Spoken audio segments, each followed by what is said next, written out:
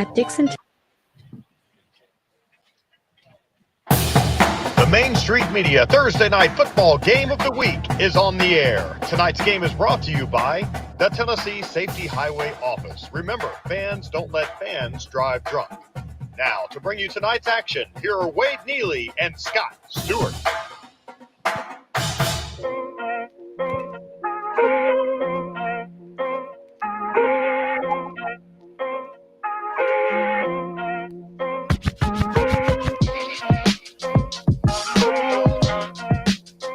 And good evening, ladies and gentlemen. Welcome in to another week of Main Street Prep's Thursday night high school football action presented by the Tennessee Highway Safety Office.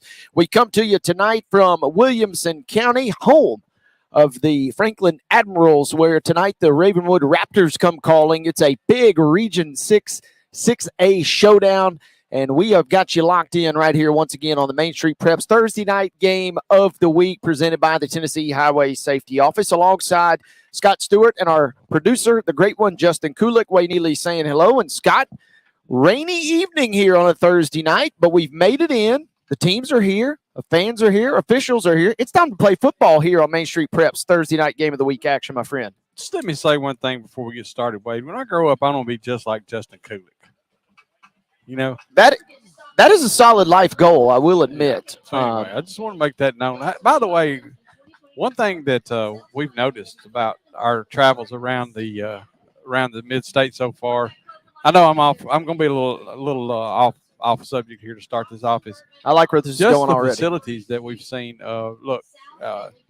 We live in Pulaski, which if you've never been to Sam Davis Park in Pulaski, you need that. It's one of the go-to places for our high school football fans. It's a beautiful facility. Richland has a beautiful facility in Giles County, but some of these football facilities that we've seen, including this one here at Franklin High School, top notch, man. Been very impressed with it, and also the way we've been treated. Although I will have to go ahead and throw Franklin at the top of the list because they got food, pizza, man. You know, food goes a long way, and they took care of us, and we are delighted to be with you guys. Should be a fun matchup tonight. Ravenwood comes in 6-1. Franklin is still seeking its first win of the season, but Franklin has made a coaching change, which has kind of gotten a lot of buzz in the mid-state this week. As after going 1-26 under previous head coach Alex Melton, they have made the swap, and Mr. Donnie Webb will be your interim head coach, presumably for the rest of the season. So a chance to maybe get a shot of enthusiasm back into the program here. Again, This is a team that had gone 1-26 in their last 27. And a chance to do it tonight versus your rival as the Raptors of Ravenwood come to town. Yeah, maybe just everything's stacking up for you just a little bit. The rain came in, got everything slowed down on the track, and maybe – you know, whenever you get a wet track, things can kind of bounce. Ball can slip out easy. Ball can bounce funny, and you got to hope that if you got a home game here against a rival team, especially a region game, where you can kind of hold up their postseason prospects, because Ravenwood does have to win this game to clinch their spot. Although they could win another one later, but you know, Franklin would just love to be able to say we kept them out this week, right? I mean, when you're dealing with a losing streak like that, you find the small wins, and you know we've seen teams like this before, Wade, that they come in here and they're, you know, everything's just won't go the way that you need it to go, and no matter how hard you try, no matter what you do, you just can't seem to get over that hump, and you never know, man. That's the reason why they get out here and play it. That's the reason why they've got a new coach out there who's willing to give it a shot and see what's up next. I'm not saying – I don't know who the old ex-coach was, but I do know that these players are going to come out here and put it out on the field. And that's the one thing about Main Street Media that I love, Wade, by the way. I just want to say that we come out to these games, it's not about wins and losses. Somebody asked us why we're going to a game where team's 0-7. It's because those kids are out there playing just like every other football team out there in the state, and they deserve recognition too. Couldn't have said it any better, my self-partner, as we have got a gorgeous facility.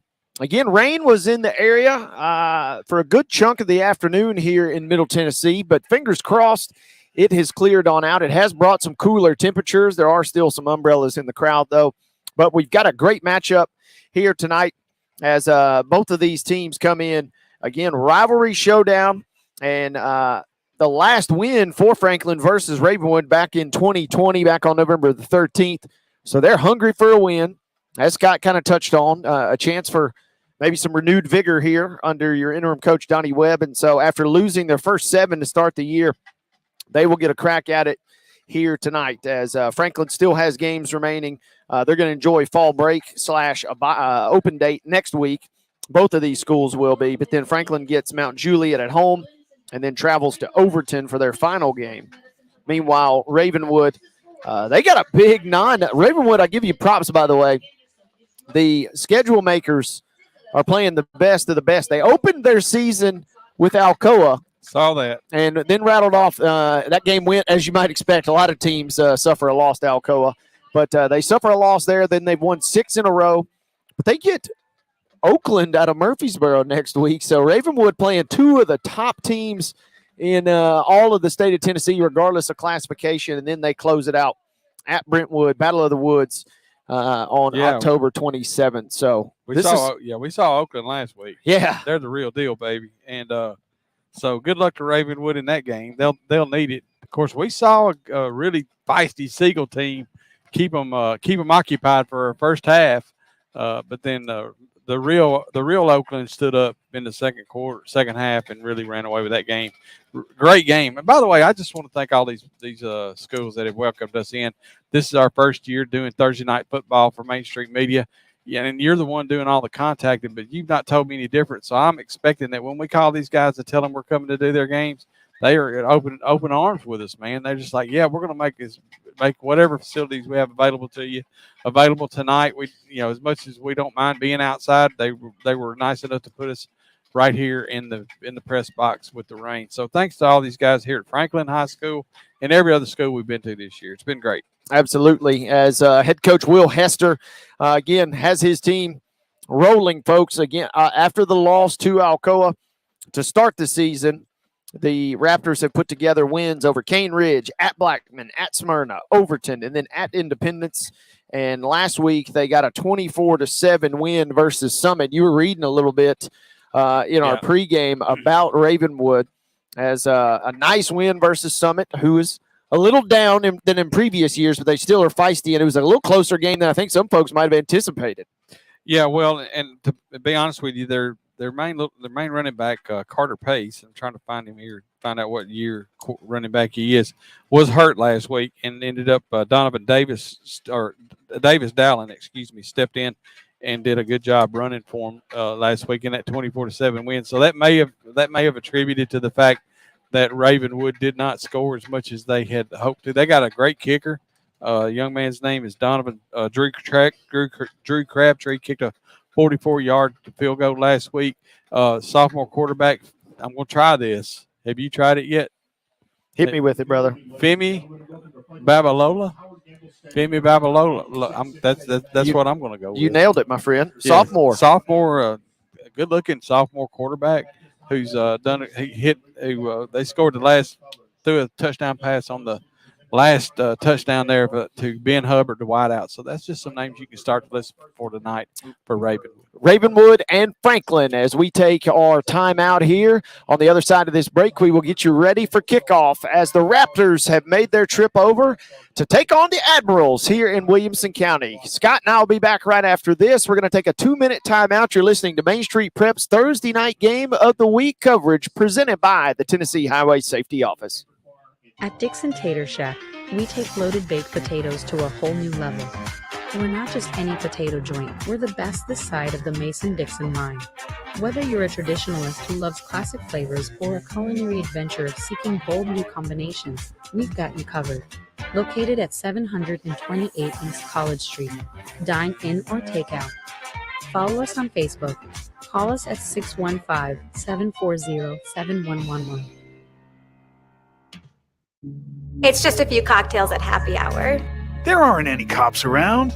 After every game, we always have a few. It's no big deal. It was just a few drinks. I'm good. Hey, I can hold my liquor. I drink and drive all the time.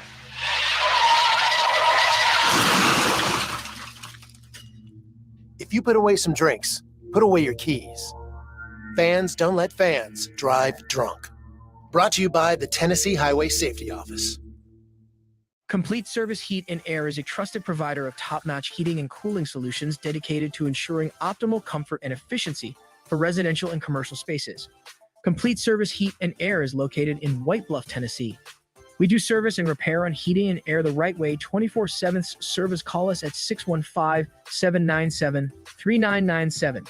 Serving Cheatham, Davidson, Dixon, Hickman, Humphreys, Montgomery, and Williamson counties. Let's visit with Laura from Moxie Pest Control. What separates us from other companies in Tennessee, our mission to our customers is to always improve the quality of life. We're considered a full encompassing service, so we're going to take care of 50 plus different pests, and we'll always have your back. Call Moxie Pest Control at 615-469-5710. That's 615-469-5710. Or visit them at moxieservices.com.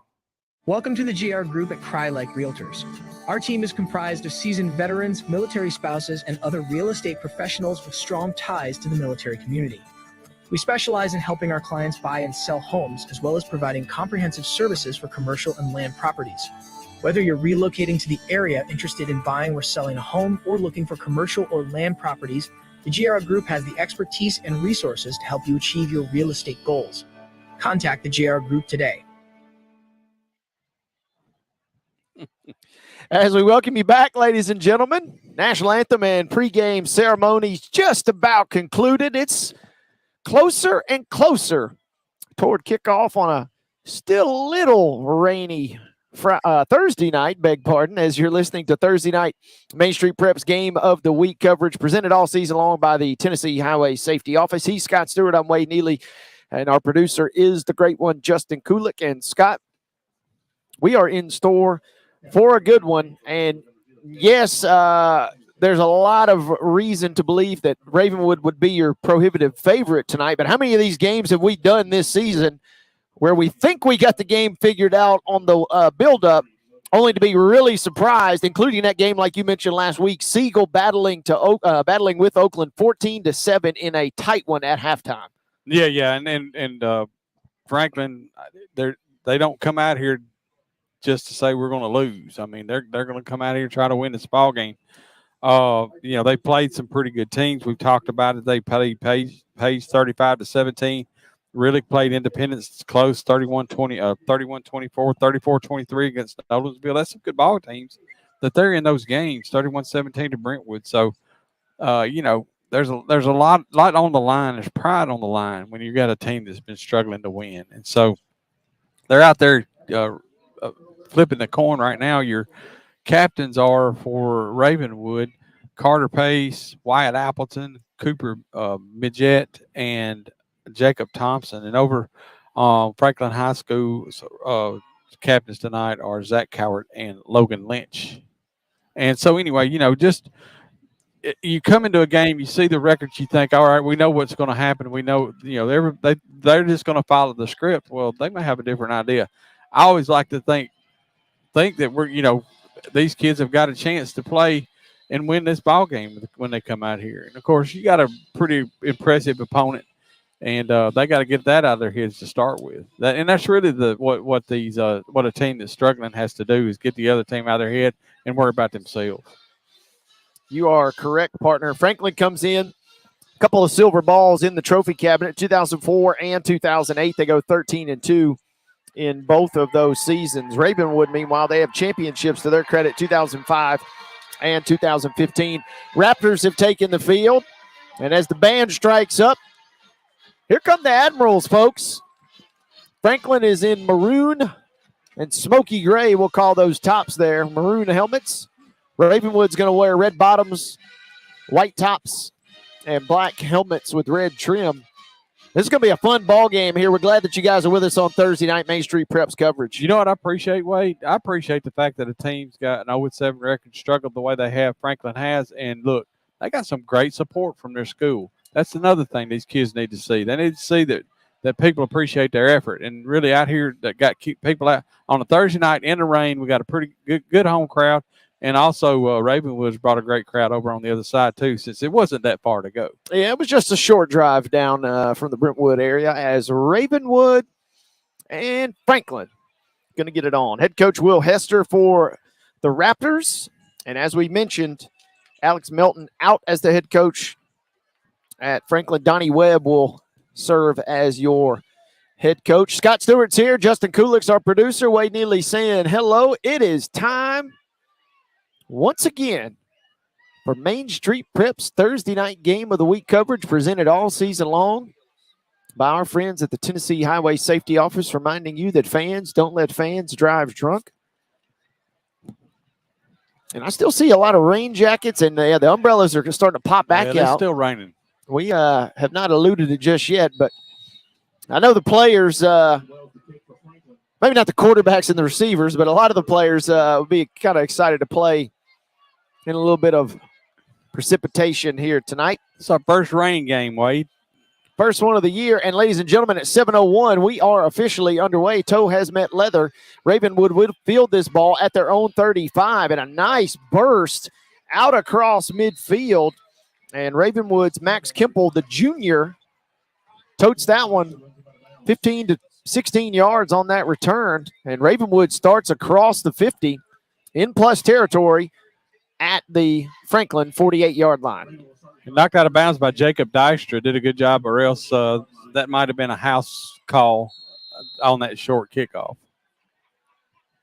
So we mentioned in our pregame, Femi Babalola, sophomore QB, standing tall in the shotgun. He's got 3 wideouts, 2 to his left, 1 to his right. The ball is on the ground on the very first play, and in the backfield.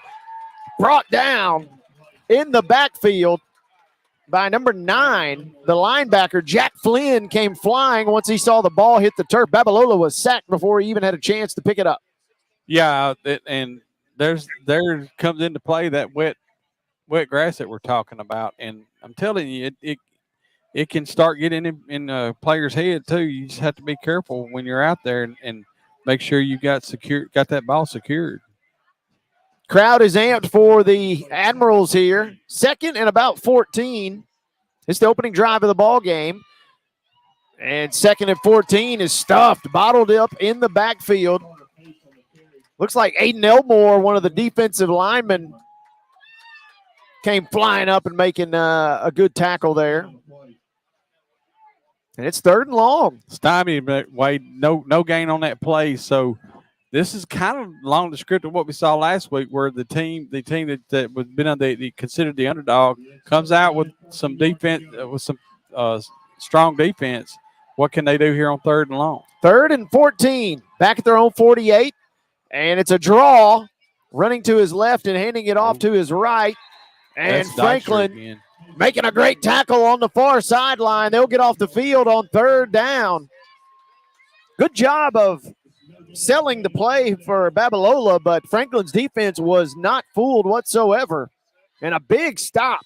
And the punting unit quickly trots out for the Raptors. I said it last week, and I'll say it again. Somebody forgot to tell the Admirals that they weren't supposed to win this game. They come out defensively, putting the pressure on, and wobbly snap. Kick is away. Fair catch called for. Fair catch made at the 20. Thomas Tillman, a senior. You know, everybody in the park kind of holding their breath. The snap was bobbled slightly. The kick was away. And then when you call for that fair catch, like my Friday night broadcast partner, Chris Bledsoe, on the Giles County feed last week, he said, it's not a free catch, it's a fair catch. You get the right to catch it, but you still got to make the grab. And everybody was holding their breath there, but he hauled it in the rain. It is not a free catch. I mean, you still got, there's the catch part of that whole thing. That's the kicker. So 1st and 10 now. First offensive drive tonight for the Admirals. They run it up the gut. Oh, good. And good burst there. Running into a couple of linemen, but not giving up on the play was your tailback. And they're still walking these sticks up here. Maybe a gain of close to 5 right there. Yeah, an official 5-yard gain after that. Was that Flynn? Was that Jack Flynn on that carry? Is that right? Number 9. Going to check on our ball carrier. Might have been Flynn. He's lined up in the back. Yeah. running hard.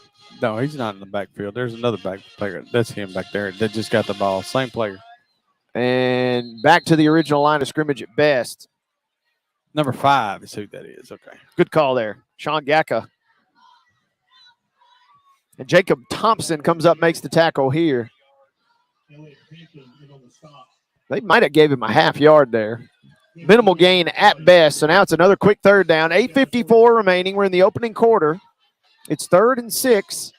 Admirals have it on the far side hash, closer toward the Ravenwood sideline. Brewer Wilson taking the snap here at quarterback out of the pistol formation. He's going to drop back and throw for the first time tonight. Nice deep drop. Nice throw toward the sideline. Caught. Hauled in by Wills Jackson, a junior wideout. Jackson did a great job of finding the sideline, planting his feet, and then haul it in before he was shuffled out of bounds for the first. 13-yard gain, Wade, and wow, that's you really need that when you're Franklin. I mean, it's just those little wins we talked about that'll keep you moving forward. That's what that is right there. Fresh set of downs. They're just shy of their own 40-yard line. They work left to right here in this opening quarter. Going to throw forward again, this time in the flat, and caught by Lucas Young, the junior.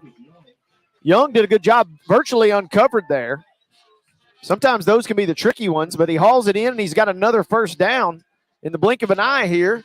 Admirals are right near midfield at the 48.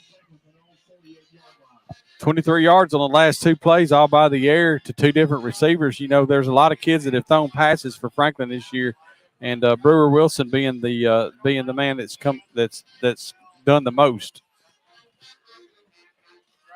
So now 1st and 10. Do they go back to the air? No, they get it on the ground. Yeah, first bruising carry there for Jalen Spring. He's a powerful junior, and Spring is brought down. He does pick up 2 yards, though, so pushing it right toward midfield. They're back on the near side hash now. At least according to Max Preps, Spring had not registered a carry, but this is a big bruising back here for the Admirals. Watch. And look out, backside blitz. Uncovered.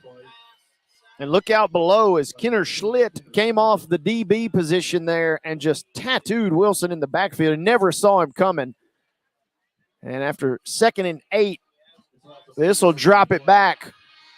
3rd and long here. Ball resting at their own 42. Yeah, that's devastating if you're Franklin, because you've really gotten positive yardage going forward.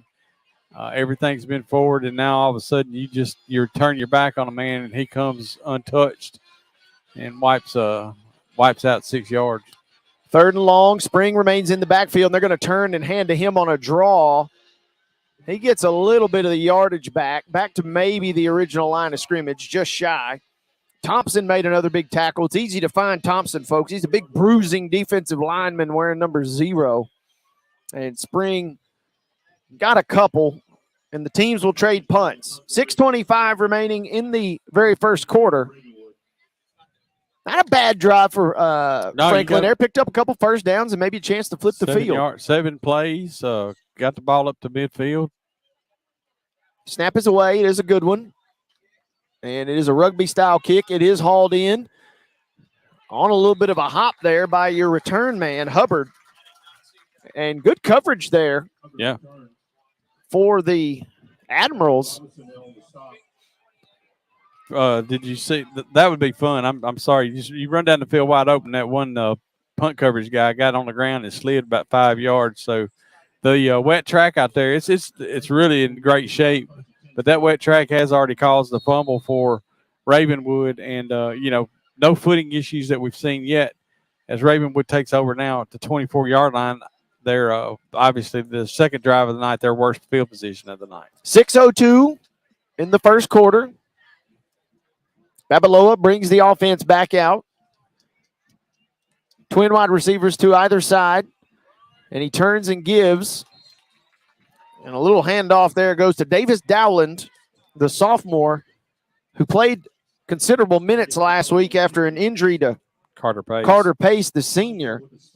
And Dowling picks up a couple. Franklin's defense playing well. A little over halfway through this first quarter here on Main Street Preps Thursday Night Football. Now they send a man in motion as a decoy. First real burst through the hole for either team as Dowling finds some space. He'll be closer to the sticks, but he's still going to be shy. So we got a big third down coming up yet again. Raptors quickly to the line. They now have twin wideouts to the left and a hard count. Got him. Yep. Going to pop them right into the neutral zone. Preston Hood Lemons, one of the two. There were a couple that jumped into the neutral zone, a little carried away there. And those ones kill you because it's just simply a free first down now for the Raptors. Anything could have happened on that play if you had to give them the opportunity to just get that first down for free. Fresh set of downs for Ravenwood. And a give up the middle.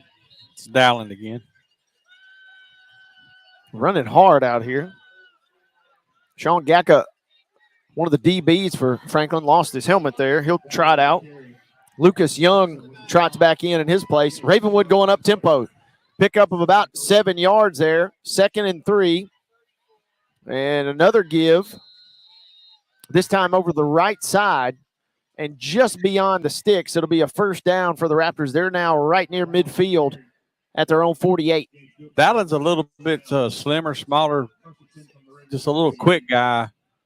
And he's come in here and made a difference on the offense for Ravenwood that struggled that first drive. Nothing, your score.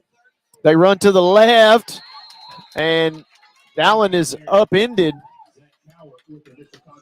Cowart, the senior linebacker, was there to greet him. And Cowart's had the height advantage there and did a great job of picking up the ball carrier and dumping him to the ground, pick up a 2. I don't mean this bad by any means, but everybody's got a height advantage on Dowling. He's a little bitty guy. Shifty in the backfield. Yes. Now, speaking of Shifty, they bring a man in motion, and Franklin misses a tackle or two. That time it was Hubbard, the punt returner a moment ago, on kind of a jet sweep, as it were. And he picks up just enough for the first down. And suddenly the Raptors are rolling here. 3:45 to go. We're still scoreless. They've got the ball at the Franklin 41. Far side hash.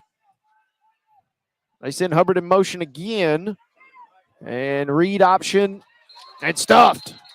They got their fingertips all over the jersey there of Dowling and spun him to the turf.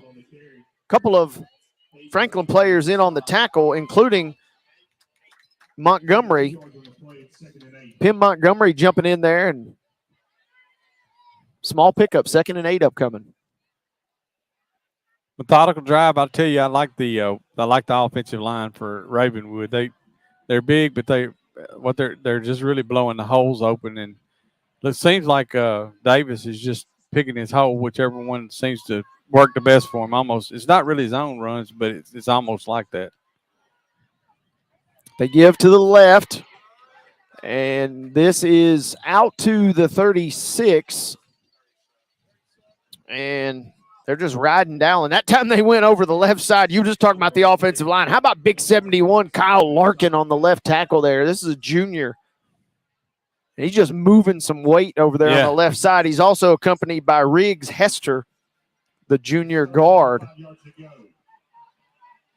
Yeah, number Powerful 71, combo. Kyle Larkin. You talk about the offensive line. Yeah. They got some beef over there. 3rd and 5. It's a big play here. Late in the first quarter. Babelo's going to throw. Maybe not. Pocket breaking down. Now he takes off. Eludes one man. And that's going to be enough to get him the first. He didn't let the read develop very long before he saw that space, bounced it out to the right, and brought down at the 18, or excuse me, at the 28. And so Babalola has it to the 28 here, 1st and 10. A couple of big third downs converted on this drive. Snap, inside read. And Dowling is bottled up. Defensive line's playing pretty well early in this game as well for the Admirals here. Yeah, they're holding their own against what is a big offensive line. I mean, those are some big guys out there, and that offensive line's blocking really well. The defense is just getting in there and blocking and plugging the gaps up good. It's just they haven't been able to stop them here when they really needed to. 2nd and 10. They say no gain on the play. Second drive offensively of the night for the Raptors here. Give to Dowling. He kind of bounces backwards, waiting for a hold to develop. Finally, a little daylight emerged. And he pops forward for 3 at the end of all that. Another big 3rd down upcoming.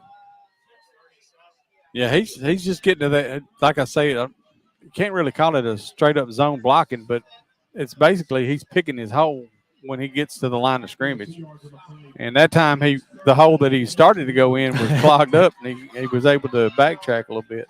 Under a minute to go here in the first quarter. They're going to throw toward the far sideline. What a snag, climbing the ladder and making the grab, stretching close to the first down. I think might still be shy. Kemple did haul it in, and yeah, it'll be 4th down. Good job by the Admirals there of making sure there was no run after the catch. So we got 4th and 2 upcoming, 4th and a long 1, I should say. This is coming from the 20-yard line.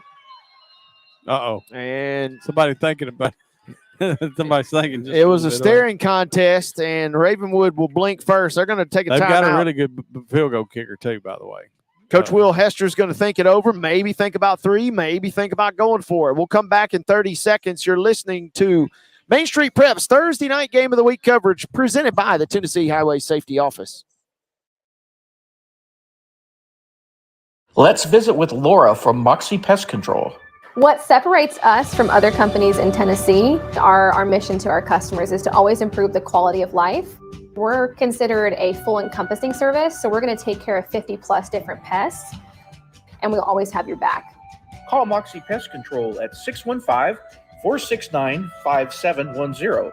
That's 615-469-5710, or visit them at moxieservices.com.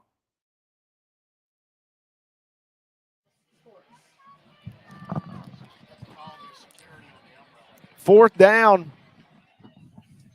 And the offense coming back out. Yep, breaking the huddle here. Coach Hester calling a timeout. Their kicker kicked a 44-yard field goal last week, so he's very capable from there, but looks like they're ready to go for it. 34 seconds left in the first quarter. Biggest play of the ball game. They send Sullivan in motion, and now they give Owen still on his feet somehow, now racing toward the goal line, trying to stretch and dive across and into the end zone. Carter Pace, after Dowling kind of just softened him up all drive, kind of unfairly of sorts, they put Pace in there. Pace picked up 2 or 3 yards, would have been good enough for the first, but they didn't wrap him up, and he popped free at the end of that and scampers in for the opening touchdown. Ravenwood leads this game 6-0 on Main Street Preps Thursday Night Football. Yeah, he's Pace is a little. Oh, it's a high snap. Goodness gracious! And this rolls all the way back to the 40, and you can't return. Yeah, half the crowd thinking they were getting ready to return that for a 2-point conversion, and he would have been off to the races right there as Luke Thompson, the DB, that ball was just way over the head of the. It was a rocket, man. That ball came back hard and fast. I mean, it's like a pass somebody that you could see some kids, some quarterbacks throw. That's how hard that ball was thrown. Holder never had a chance. Holder never had a chance. So it's a slippery ball out here tonight, folks. But Ravenwood strikes first. 6-0 your score. Scott and I are back in 30 seconds here on Main Street Preps Thursday Night Radio. It's just a few cocktails at happy hour. There aren't any cops around. After every game, we always have a few. It's no big deal. It was just a few drinks. I'm good. Hey, I can hold my liquor. I drink and drive all the time.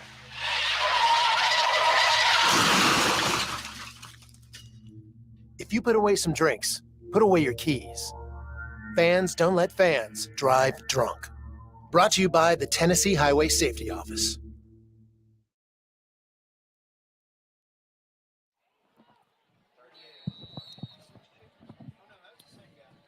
Good first quarter. We're late in the period. Drew Crabtree will be the kicker. Ravenwood scores a touchdown. They did not convert the PAT. It was a high snap. That right there was your everyday average 13-play drive, Wade. Woo! I knew we were in double digits, and now Crabtree boots one, but it goes out of bounds. Franklin playing pretty well. Yeah. Moved the ball fairly well on their first drive before they punted near midfield, and then had a couple of third downs and then ultimately a fourth down. Coach Hester rolling the dice a little bit, like you mentioned, with a great kicking game, and it pays off as they score the touchdown to strike first. Yep, 13 plays, 76 drive, 76 yards, 5 minutes and 40 seconds on the clock, and leaving us with about 26 seconds left here in the first quarter as Franklin will take over at their own 35 after the ball goes out of bounds. Is there anything else I can help you with this you pretty much covered it, my friend. You are thorough, if nothing else, which I certainly appreciate. Well, I am nothing else, so I must be that. Here we go. Admirals back out offensively. Again, they moved it fairly well. The drive begins at the 35 after the penalty. And a give in the backfield to Spring, who again is returning from injury. And that might take us to the end of the first quarter here. And yeah, Franklin looks like they're content to go to the end of the period. Great first quarter. Ravenwood strikes on their second offensive possession, and they lead it 6-0. Scott and I will be back in 1 minute. You're listening to Main Street Prep's Thursday night game of the week coverage presented by the Tennessee Highway Safety Office. We're back in 60 seconds. Let's visit with Laura from Moxie Pest Control. What separates us from other companies in Tennessee, our mission to our customers is to always improve the quality of life. We're considered a full encompassing service, so we're going to take care of 50 plus different pests, and we'll always have your back. Call Moxie Pest Control at 615-469-5710. That's 615-469-5710. Or visit them at moxieservices.com. It's just a few cocktails at happy hour. There aren't any cops around. After every game, we always have a few. It's no big deal. It was just a few drinks. I'm good. Hey, I can hold my liquor. I drink and drive all the time.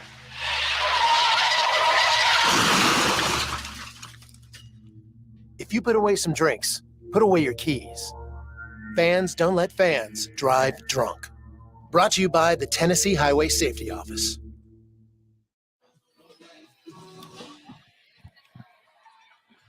We begin the second quarter. Main Street Preps Thursday night game of the week coverage presented by the Tennessee Highway Safety Office. A screen pass blown up. Ravenwood's Landon Gullett, one of the first on the scene. And Brewer Wilson, even on a screen pass, had really no time to throw there, and he got it away, but it falls to the turf incomplete. You're supposed to you're supposed to at least chip them a little bit so they can't get back there quite that fast. It was a free run. Ravenwood leads this contest 6-0. Franklin forced a punt on the opening drive. Got it to midfield themselves, had to punt. Ravenwood scores as Wilson pump fakes, now fires downfield, incomplete. The double clutch nearly paid off. Gacka, the tight end, who has played quarterback this year, had his fingertips to it. Personal and we got roughing the passer. Yep. You called it. The late flag came in. Wilson was rolling to his right. He looked up and he saw a man wide open. And well, it took everything he could to keep from getting sacked. And when he got loose, he looked up and there was a man running wide open. And he delivered a pump fake, yeah, and the pump fake nearly got him sacked. But then once he eluded that pressure, that let him free and just missed Gacka there. First trip across the 50, Wade. Franklin into positive territory. You're right. Ball resting at the 46 on the far side hash. Ravenwood up 6-0, early second quarter. Nice little slip in the backfield and a nice extra move there. Gacka, very versatile, We mentioned he's thrown the ball this year. He's ran the ball. He's caught the ball. He's still on his feet somehow, and he's kind of in a tussle. Didn't want to go down. Forward progress pushes it out across the 45. Ball resting now at the 43-yard line. Second and about 7, maybe a short 6 here, or long 6, I should say, as the Admirals working right to left here in this second quarter. Traditional single backs set with trips. All those trips to the left, and now the ball, oh my goodness. Laid out there forever too, Wade. Gacker was bottled up immediately, and the ball popped free. Good news is for the Admirals, they do fall on it. Andrew Hubbard, the senior lineman, makes the recovery. Going to lose 6 yards back to the 50. 3rd and 14. And Franklin, you just get the feeling they need to stay ahead of the chains here tonight.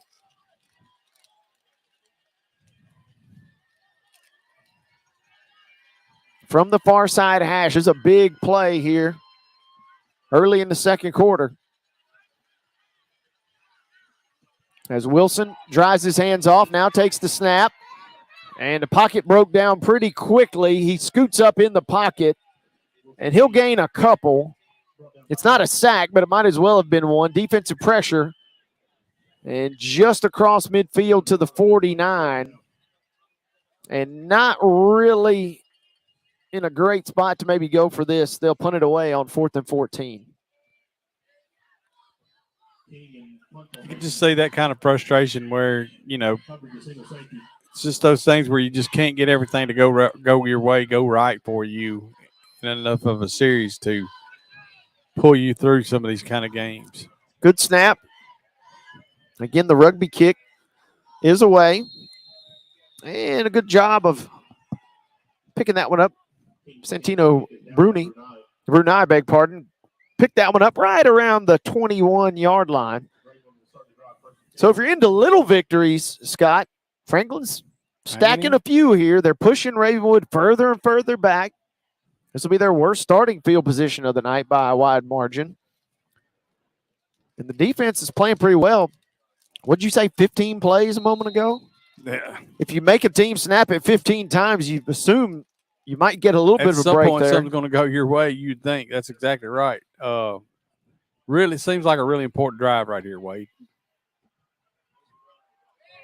Ravenwood. Different quarterback, too. Changing it up. And the fellow sophomore, Babalola, is not in there. That's Maverick Chance. He calls his own number.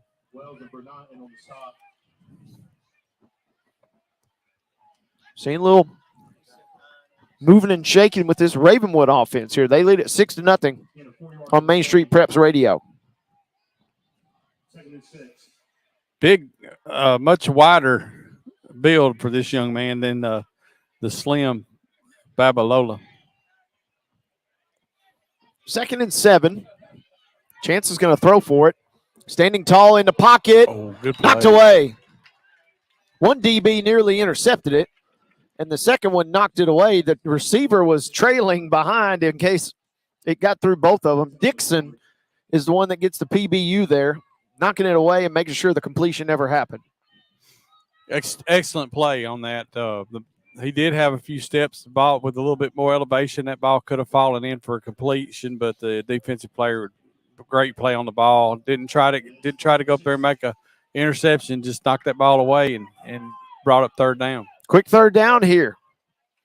Can the Admirals get a stop? Chance is going to roll to his left. Speedy quarterback. There he goes. He takes off, and he's got the 1st down and then some. He's out across the 40, and he's finally brought down by about 3 players at the 45. Second time tonight with 2 different quarterbacks that the elusiveness of the QB has gotten the better of the Admiral defense. Yeah, and just like that, that's 20 yards, man. That's a fast young man. Maverick Chance, I was just going to say, this kid's got some wheels. Now he's going to throw it again. Incomplete. Running before making the catch on the far side there. And the Admirals catch a little bit of a break. Junior wideout Hubbard couldn't haul it in. I mean, I wondered what was going on with Babalola, why he wasn't out there, but I see why they want to give this kid a chance to play some quarterback. They got two really good sophomore QBs. Now they go back on the ground to Dowling, who on that 15-play drive. You want me to tell you how many? He carried it 7, 8, 9 times. 9 carries alone. And he featured on virtually every play except the touchdown that goes in from 20-plus from Pace there. He picks up a good chunk of yards here, and it sets up 3rd and 5. That was his 10th carry for the night right there. 35 yards. That's a game's worth of action for a lot of folks. Yeah. Big play. This Franklin defense has played well, but they got to get a 3rd down stop. Forced 1 punt. Can they get another punting opportunity? It's 6-0 Ravenwood, approaching midway in the second quarter. Man in motion, pocket breaking down. Oh, and they lost the QB again. And Chance now eluding another. Now he's potentially off to the races. Out across the 30, weaving, wheeling, and dealing, and finally brought down at around the 3-yard line. Chance, wow, ran to his left. Looked like he was bottled up. Then he got into that next level and darted to his right. 45 yards. Lost one defender 45 yards later down to around the 3-yard line. It'll be 1st and goal in the blink of an eye here for the Raptors. Guys, he is quick. You know, you see him, you don't think of that kind of quickness, but he is quick and outright fast. 1st and goal. And they go back to Chance on the QB keeper. It looks like he's in. So after a backup running back scored the opening touchdown for the Raptors, this time on this drive, it's the backup quarterback as Chance comes in and orchestrates a brilliant drive in short order. And the Raptors extend their lead. It is 13-0. PAT pending here on Main Street Preps Thursday Night Football. 1, 2, 3, 4, 5, 6, 7 plays, Wade, at 78 yards. Mostly either throwing the ball or running the ball. The young quarterback Chance. Maverick Chance orchestrating a beautiful touchdown drive. Admirals will get the ball when we come back. It is 13-0 after the PAT is up and good. We're back in 30 seconds here on Main Street Preps Thursday night game of the week coverage presented by the Tennessee Highway Safety Office. It's just a few cocktails at happy hour. There aren't any cops around. After every game, we always have a few. It's no big deal. It was just a few drinks. I'm good. Hey, I can hold my liquor. I drink and drive all the time.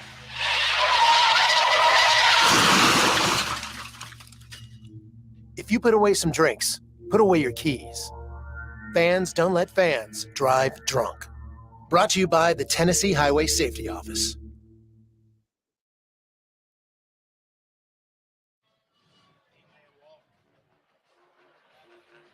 Alongside Scott Stewart, our producer Justin Kulik, Wayne Neely saying good evening. Scott, we've seen Ravenwood been in some precarious situations, and unfortunately, if you're a Franklin fan, Admirals defense just has not been able to make that big third down stop right now, and as a result, Ravenwood leads it 13-0. They've done a good job getting them to 3rd and 4th down. Haven't been able to stop them, and that time, Maverick Chance just kickoff fielded in the field of play. It nearly went out of bounds again. And oh my word, still loose out across the 40. Now out and finally brought down just beyond the 50. That's one of those returns right there where Thomas Tillman, you're saying, hey, let it go out of bounds. But Tillman showing off his wheels there, starting on that far hash marks and then eventually ending up back on the near side. Massive return out across midfield, and suddenly the Admirals are in business here. Yeah, shot like he was shot out of a cannon, Wade. Went right up through the gut of that return and actually looked like he was going to be stopped back about the 35 or 40-yard line, and somehow or another just squirted out of there for another 10 or 15 yards. So they're starting on the plus side. You really feel like Franklin needs to get something out of this drive right here. 6:27 to go till halftime. Admirals are set to receive the second half kickoff. Deep throw over the middle. Got a man caught. Hauled in. Foot race. 15, 10. That's a flag. And we got to be careful here. We got a horse collar coming. But then after the catch, we had a little extra jaw in there. That was a great grab by one of your tight ends, Lucas Young, hauling it in and caught virtually in stride. Young had just enough separation, and he's brought down by the horse collar right around the 2-yard line. And he got up kind of flexing. And that's when you're thinking, whoa, let's not negate anything here. Let's make sure we get this play. Don't turn a good situation bad. And just like that, Franklin is in position, Wade, to answer this touchdown, just as I said, against Ravenwood, something I feel like they needed to do to remain in this ball game. First snaps in the red zone tonight. Handoff goes to Gacka. And Sean Gacka, the junior, is in. Holy moly. A huge special teams play, a big-time pass, and then a short run. All that is required. And Coach Donnie Webb smacking everybody on the helmets as they come off. The Admirals have it back within one possession. It's 13-6 here on Main Street Preps Thursday night football coverage. Wade, I would tell you, I would give you a big long list of plays for that one, but it was literally a 2-play drive. It took 39 seconds off the clock. Or 27 seconds off the clock, excuse me. 48 yards covered. The majority of those yards, of those 48 yards, were covered by that pass, 45-yard pass, but the majority of the yards before that set up by the young man with the kickoff return down to the 48-yard line. Big kick return, big pass, and a nice run. 13-7 is your new score. It's game on once again here in Williamson County. Scott and I are back in 30 seconds. You're listening to Main Street Preps Thursday night game of the week coverage, sponsored by the Tennessee Highway Safety Office. Let's visit with Laura from Moxie Pest Control. What separates us from other companies in Tennessee, our mission to our customers is to always improve the quality of life. We're considered a full encompassing service, so we're going to take care of 50+ different pests, and we'll always have your back. Call Moxie Pest Control at 615-469-5710. That's 615-469-5710. Or visit them at moxieservices.com.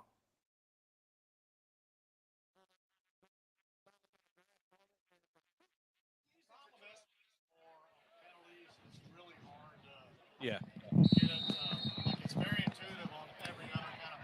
Right. Back with you guys here on Main Street Preps Thursday night game of the week coverage. You know, we're sitting next to the Franklin statisticians here. They're fired up after watching the hometown guys get in. Yeah, nice touchdown drive to respond. 13-7 is your new score, and the kickoff will go into the end zone. We got a touchback. So now what do you do is if you're Franklin, you try to answer what your offense has done, right? Build on that momentum. If you're Ravenwood and you come into this game and you're the big favorite, you kind of struggled with Summit last week. You know, if you're Ravenwood, you kind of want to make a signature statement here tonight, especially with the fact that you're fixing to roll over and play Oakland coming up. You need to have some good stuff happening for you as well, because coming up soon, you're going to be on the downside of that underdog role, right? Yeah, next week, Ravenwood will have a final non-region contest when they take on the high-powered Oakland Patriots. And back in with Babaloa here. So they're rotating quarterbacks. Give will go to Dowling. They're rotating quarterbacks, but they're not really rotating the running backs as much as Dowling, the sophomore, is getting the heavy workload here tonight. No gain, though. Can Franklin's defense cash in? Remember, they get the ball to start the second half. There's still 5:38 to go here in the second quarter. Ball between the hash marks here. They go back to Dowling, who runs into a couple of bodies, and he's finally brought down. Good job there for the Admirals. One of your linemen, couldn't see who came up and made the final hit there. Yeah, it was 87. First time tonight we've called a big game. Defensive end. Gardner Eads. And it sets up 3rd and 6. Another big third down for the defense here. Out of the gun. Babalola is going to roll to his strong side. Fires. He's got a man downfield. Great grab. Hauled in on the far near sideline by Kemple, right in front of the Franklin faithful. And that will move the chains. Whew. These third down conversions are stockpiling here for. Yeah, you almost get the feeling. How far? What did they get on that? About 10 yards. I'd give you that. Every bit. I almost feel 9. like Ravenwood's just okay with just up the middle. We'll get us where we can in a doable third down and then see what we can do from there. Franklin brings pressure here. This is a jump ball, and wow, coming back and making the grab at the 35, and now weaving, still on his feet, and oh my word, into the end zone. 62 yards. Ben Hubbard went up and caught it at its highest point. It was a pure jump ball. That ball should have been intercepted, and the defender, there's 2 defenders back there ready to pick it up, Wade, and he came back between the 2 of them. And picked that thing and got that ball and then outran everybody to the end zone. Hubbard goes up, makes the snag, and then was showing off his elusiveness there. Rumbling in. 60-plus yards on the score.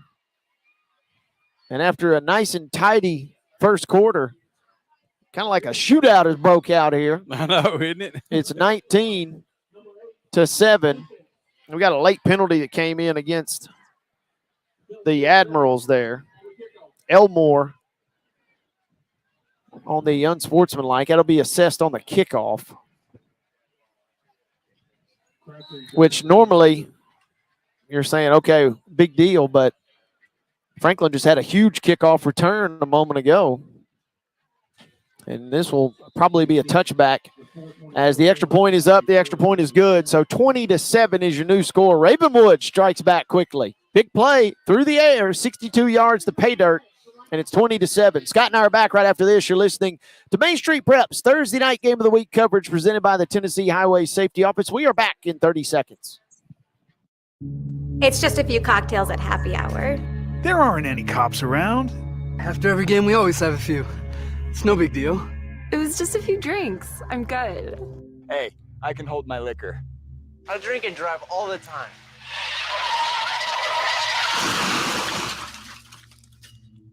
If you put away some drinks, put away your keys. Fans don't let fans drive drunk. Brought to you by the Tennessee Highway Safety Office.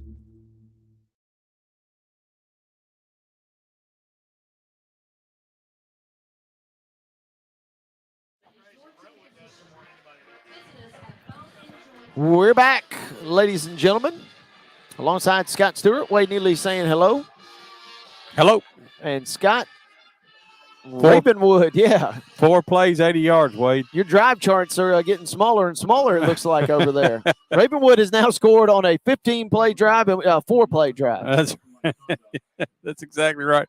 And then a 7-play drive, right? Yeah, 7. Then Franklin scored on a 2-play drive. So we're all over the place tonight, and the ball will be moved way up for due to the penalty. So this one should float into the end zone, you would think, unless they're going to. I was just getting ready to say, unless you maybe roll the dice for the onside kick, because you're not out much on field position, and they do try the onside kick, but it is straight out of bounds. Yeah, and so Franklin will take over right around the 35, maybe the 34.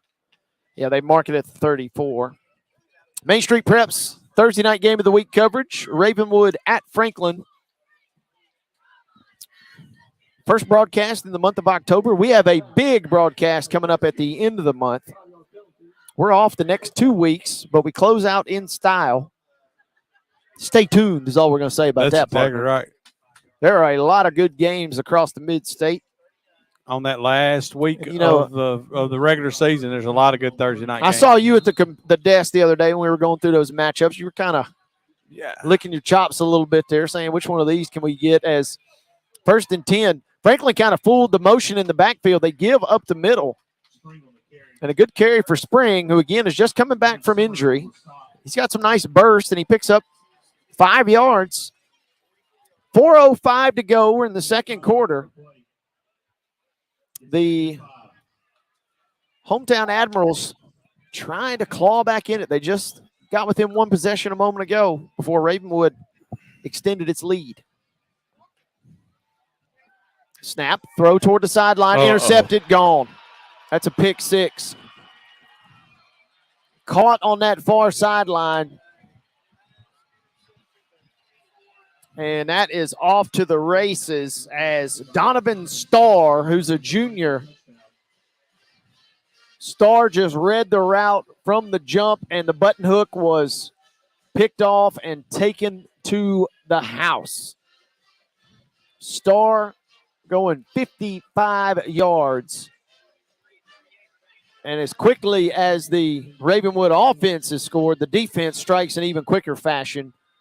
We're a PAT away from being a 20-point edge in this game all of a sudden. Right, and you were just feeling, and of course, Franklin, if you're Franklin, you were just feeling pretty good about yourself. You took it down there, brought it back within 6.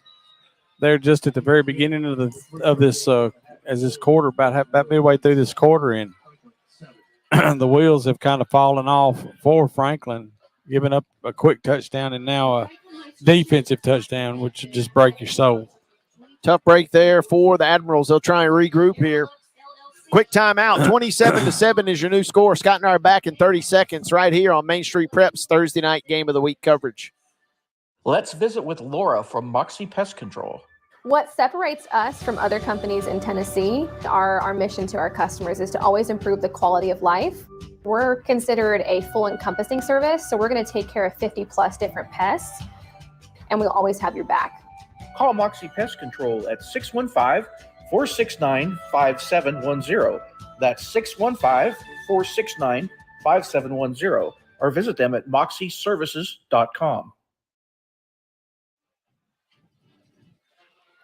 Donovan Starr made an amazing break on that ball. I mean, you could see it coming from a mile away. You could see, as soon as the ball was let loose, you saw it, and you was just like, oh, this isn't going to end well for Franklin. And what I said a minute ago, you have to remember this. So Ravenwood needs to make a statement right here. They needed to make sure that they didn't come out and struggle in against Franklin as they did against Summit. And I think they're making a case for that tonight. Second pick six we've had in as many weeks. Yeah. And it's kind of a similar script to last week's game. You're seeing a scrappy, spirited effort from the home team. And then kind of you can just see the dominance starting to trickle through here for Ravenwood, and the momentum is building. But Franklin is capable. We saw Wilson orchestrate a nice touchdown drive a moment ago.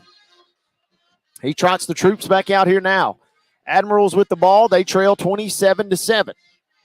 Low snap. Same route, but this time it's caught. Hauled in on that far sideline, and now it's a foot race. It's the exact same play, but this time it goes for pay dirt.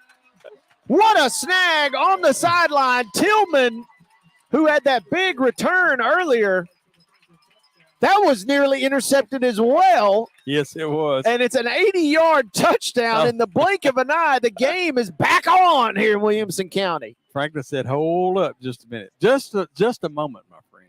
Just hang on right there. We are not the rumor of our demise is greatly over exaggerated. And I'm looking in the crowd, and you could see a couple of the fans motioning as if they thought the pass was going to be intercepted as well. It was the exact same route, and it was about an inch or two away from being a pick six yet again. But because the gamble came up empty, that meant that Tillman was scot-free on that sideline. Then he just showed off the wheels after he made the snag, rumbling 80 yards for the score. In case you wanted to know how long it takes him to run 80 yards, it's 16 seconds, because that's exactly how long that play took. 16 seconds, one play, 80-yard touchdown drive, 80-yard touchdown play. It's been a wild game. I don't know after the first quarter if we thought this many points would score here in the second, but wow, this has been a crazy second quarter. Ravenwood led 6-0 after one, And now, as we get ready for our ensuing kickoff, it's 27-14. And when you're a coach of a team that comes in that's favored like Ravenwood was in coming into this game, right, Wade? That kind of stuff drives you insane. You know, not making that play, going for that interception instead of tackling the player because somebody wanted to get another pick six instead of knocking that receiver down. Now that you can't just say we're going to win this ball game right now. Franklin is in this game, and that drives a coach nuts. Kickoff goes into the end zone. I was going to say, make you lose a little sleep for a few nights. But yeah. The thing is, partner, they're on fall breaks. They're going to be thinking about some of those plays for a couple extra nights. Of course, you also got to remember, everybody gets all tore up. We're talking about the maximum, 18-year-old kids. That's the very oldest ones. You're talking about kids anywhere from 15 to 18, and you know they're gonna. If the ball is out there floating out there like that, what else are you gonna do? You're gonna go for the pick. I mean, that's especially after you just had one, right? Called one in, absolutely. MainStreetMediaRadio.com is your destination for Thursday night Main Street Preps Game of the Week coverage presented by the Tennessee Highway Safety Office. On 1st and 10, this is a throw toward the far sideline. It is hauled in by the Raptors, and that time about 5, about 6 yards. They're going to Kimball. Kimball's a great possession receiver, by the way. Maybe 7. They've utilized him on a couple of these key third downs. 3:15 to go. We're in the second quarter. 27-14 is your score. Franklin right here really would like to get some kind of stop at the very least, keep him out of the end zone, which may be too late. Handoff and now busting free. Finally brought down, though, Davis Dowland. The give to the left was not really there, so he just simply reversed his field, ran to the right. And Admirals are out of position. And now the Raptors are in business. Ball at the Franklin 41. 31 yards on that carry. Yeah, if you're Franklin, you really want to find something defensively here where you can hold them up and get the ball back at halftime, like you said, after halftime.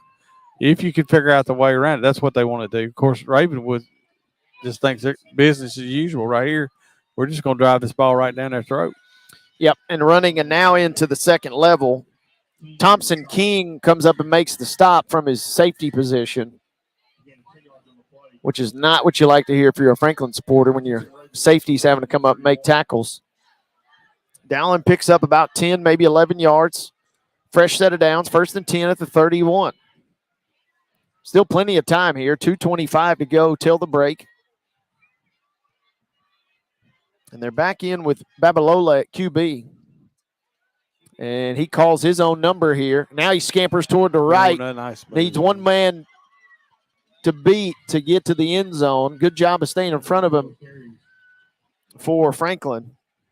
Zach Cowart, the senior, didn't bring him down solo, but he did slow him down just enough. But Babalola gets all the way down inside the 10. 25 yards on that carry. Kind of an effortless run down the right-hand side. Franklin's defense just looks a little fatigued, maybe, if nothing else here. But a nice give. Nice stuff on the give, I should say. As many as 3, maybe 4 Admirals in on the tackle. Minute 40 to go now. And this is a great situation if you're Ravenwood here because you can bleed the clock in case Franklin had any thoughts of. Yeah, because they can score it pretty fast, obviously. We've seen them score in 16 seconds.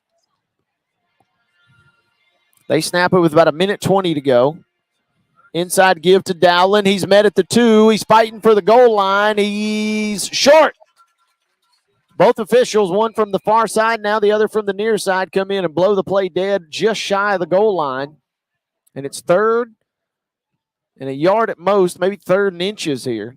Good job. There were several players converging on the football there, and they brought down Dowland just shy of the end zone.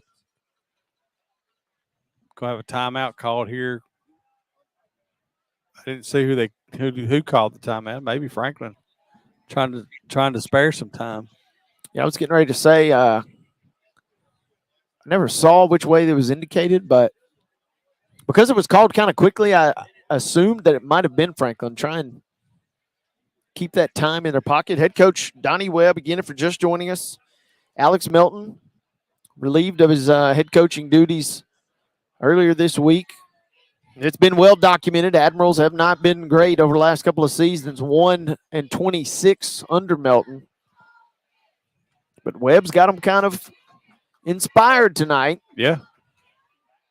And the ball is resting about a good 2 inches from the goal line here. If there's ever a time to bow up defensively, now is it. It'll be 3rd and goal. And here comes the jumbo package for the Raptors. Still out of the shotgun, though. Babalola calls for it, gives to Dowland, and he is in. Dowland plunges in from less than a yard away. And the Raptors extend their lead. It's 33-14. And Franklin's defense finally on that drive showed up to make a few plays, but the damage had been done. After a big rush from Dowland, got it well across midfield. Babalola had a nice scramble. This is another wild snap there. Ball very slick tonight with the rain. But the kick is up and the kick is good. And we'll take our final timeout of the first half. It's 34-14. Raptors pushing their lead when Scott and I return in 30 seconds. You're listening to Main Street Prep's Thursday night game of the week coverage presented by the Tennessee Highway Safety Office. It's just a few cocktails at happy hour. There aren't any cops around. After every game, we always have a few. It's no big deal. It was just a few drinks. I'm good. Hey, I can hold my liquor. I drink and drive all the time.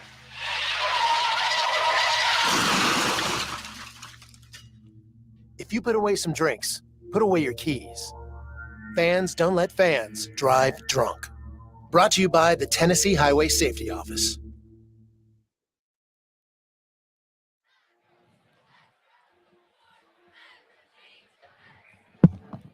.107 to go till halftime. Alongside Scott Stewart, Wade Neely saying good evening.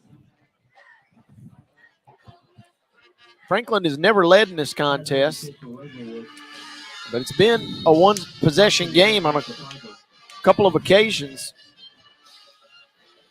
But Ravenwood has stepped its game up here in the last couple of moments. They kick it away. This will be hauled in at around the 5. And a good little carry, Luke Thompson. Tillman was back there ready to return it, and Thompson jumped in front of him and made the snag. Tillman had that big return. He's probably saying, hey, partner, that was supposed to be my ball. So in case you hadn't seen, I've been running pretty good tonight. I see what Thompson was going for, though, there, saying, we want to make sure somebody catches it. So Franklin's got 59 seconds to work with. They got 2 timeouts remaining. How aggressive do you get? You do get the ball to start the third quarter. They're going to go aggressive all the way, deep. Did he get up there and get that ball? Did he? Hold on. Did he catch that? Yeah, it was a pick. It was intercepted. I thought it was intercepted at first, and then some of the body language looked like that Lucas Young might have hauled it in. So it's a arm punt, as it were. But the bad news is Ravenwood can score quickly. Yes. And they've got the ball at their own 36-yard line, 37-yard line. They still got 2 timeouts remaining. Went for the bundle, as they say right there. They did go for the bundle. It was a little underthrown. It was really going to be a jump ball, and the defender had – I don't know if we ever figured out who it was, but had a tremendous position. And a great catch. Yeah. Now backup quarterback in. Chance has already orchestrated 1 touchdown drive. Now he's running to his right. He is blasted at the end, but he throws it away. And we got a huge little scuffle behind the play. There are penalty markers that come in as Wolf made the grab. And the Franklin fans are saying that the quarterback Chance might have kind of threw a little forearm shiver, maybe even like a little punch there. Things got really heated after Chance got rid of the football. That covered 25 yards. Just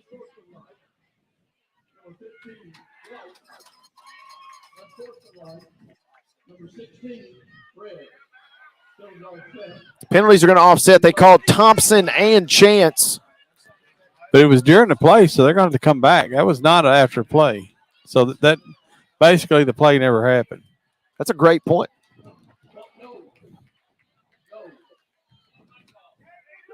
Yes, turn your mic off.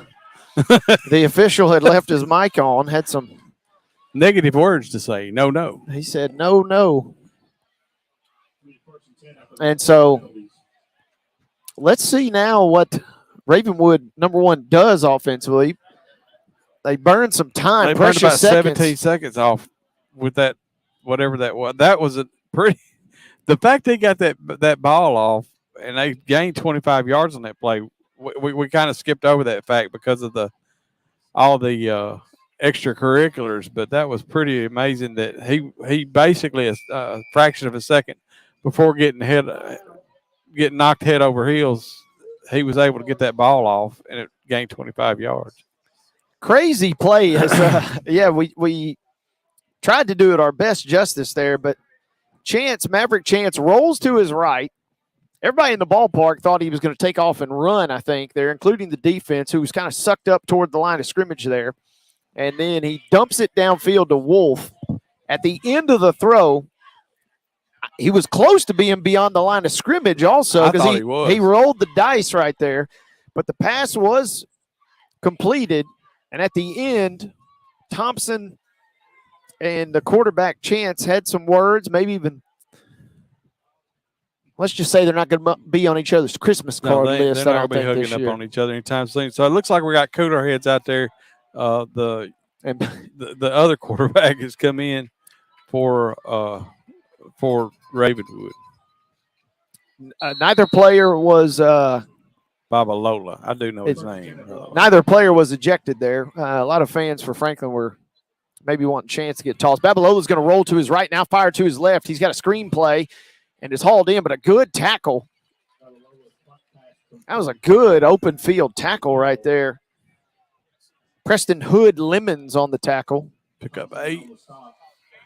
And there's 15 seconds. I'm really kind of surprised that Ravenwood is not calling a timeout here. There's 9 seconds now. Babalola's just going to load up. This might be the final play. I know they got a big lead, but this is, unless they put a second back on, that's going to be how the half comes to an end. And that is, you started the drive thinking you're going to get some points, and if that was your goal, that was pretty poor clock management, I'm afraid to say. Yeah, that wasn't that didn't look good, did it? You had a timeout, had one timeout in your back pocket, and you got a great kicking game. But if you're Franklin, you kind of survive a little bit there. You're only down 20. It's 34-14. Things got a little wild toward the end of the second quarter, which is only fitting because the second quarter was a wild one. It was 6-0. Ravenwood leads after 1, but then the second quarter saw a flurry of points. And at halftime, it is 34-14 here on Main Street Prep's Thursday night game of the week coverage.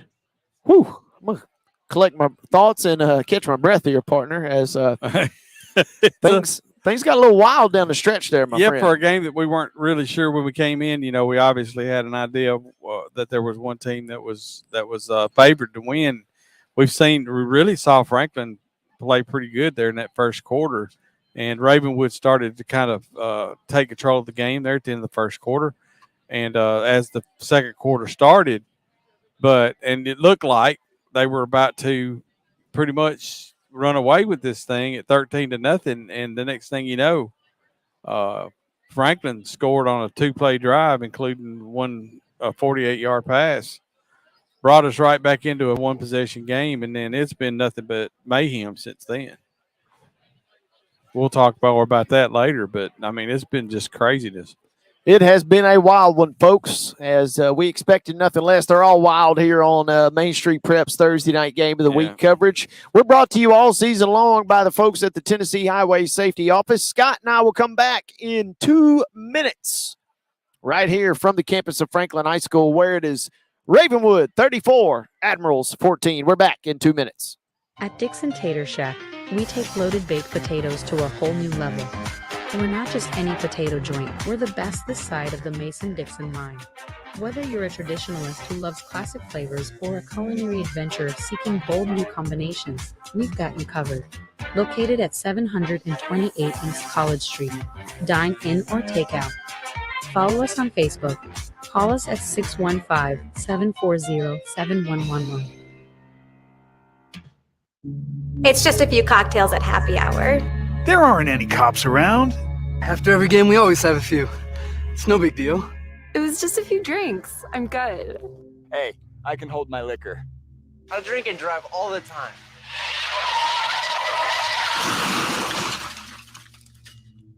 If you put away some drinks, put away your keys. Fans don't let fans drive drunk. Brought to you by the Tennessee Highway Safety Office. Complete Service Heat and Air is a trusted provider of top-notch heating and cooling solutions dedicated to ensuring optimal comfort and efficiency for residential and commercial spaces. Complete Service Heat and Air is located in White Bluff, Tennessee. We do service and repair on heating and air the right way 24/7. Service, call us at 615-797-3997. Serving Cheatham, Davidson, Dixon, Hickman, Humphreys, Montgomery, and Williamson counties. Let's visit with Laura from Moxie Pest Control. What separates us from other companies in Tennessee, our mission to our customers is to always improve the quality of life. We're considered a full encompassing service, so we're going to take care of 50 plus different pests, and we'll always have your back. Call Moxie Pest Control at 615-469-5710. That's 615-469-5710. Or visit them at moxieservices.com. Welcome to the GR Group at Cry Like Realtors.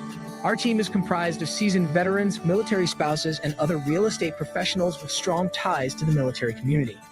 We specialize in helping our clients buy and sell homes, as well as providing comprehensive services for commercial and land properties. Whether you're relocating to the area, interested in buying or selling a home, or looking for commercial or land properties, the GR Group has the expertise and resources to help you achieve your real estate goals. Contact the GR Group today.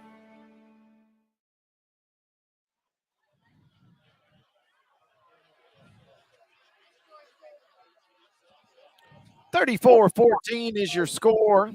You're listening to Main Street Prep's Thursday night game of the week coverage, presented all season long by the Tennessee Highway Safety Office, alongside Scott Stewart, Wade Neely saying good evening. And Scott, similar script to what we saw last week. Coming into the game, you think you got it figured out. You think one team is going to kind of run away with it. And then similar to last week, we saw a very spirited effort from the home team. Unfortunately for Franklin, a couple of big plays late in the second quarter go against the hometown Admirals. And so at the break, 34-14, but this has been a one-possession game on a couple of different occasions. But the big plays for Ravenwood have kind of been telling the difference thus far.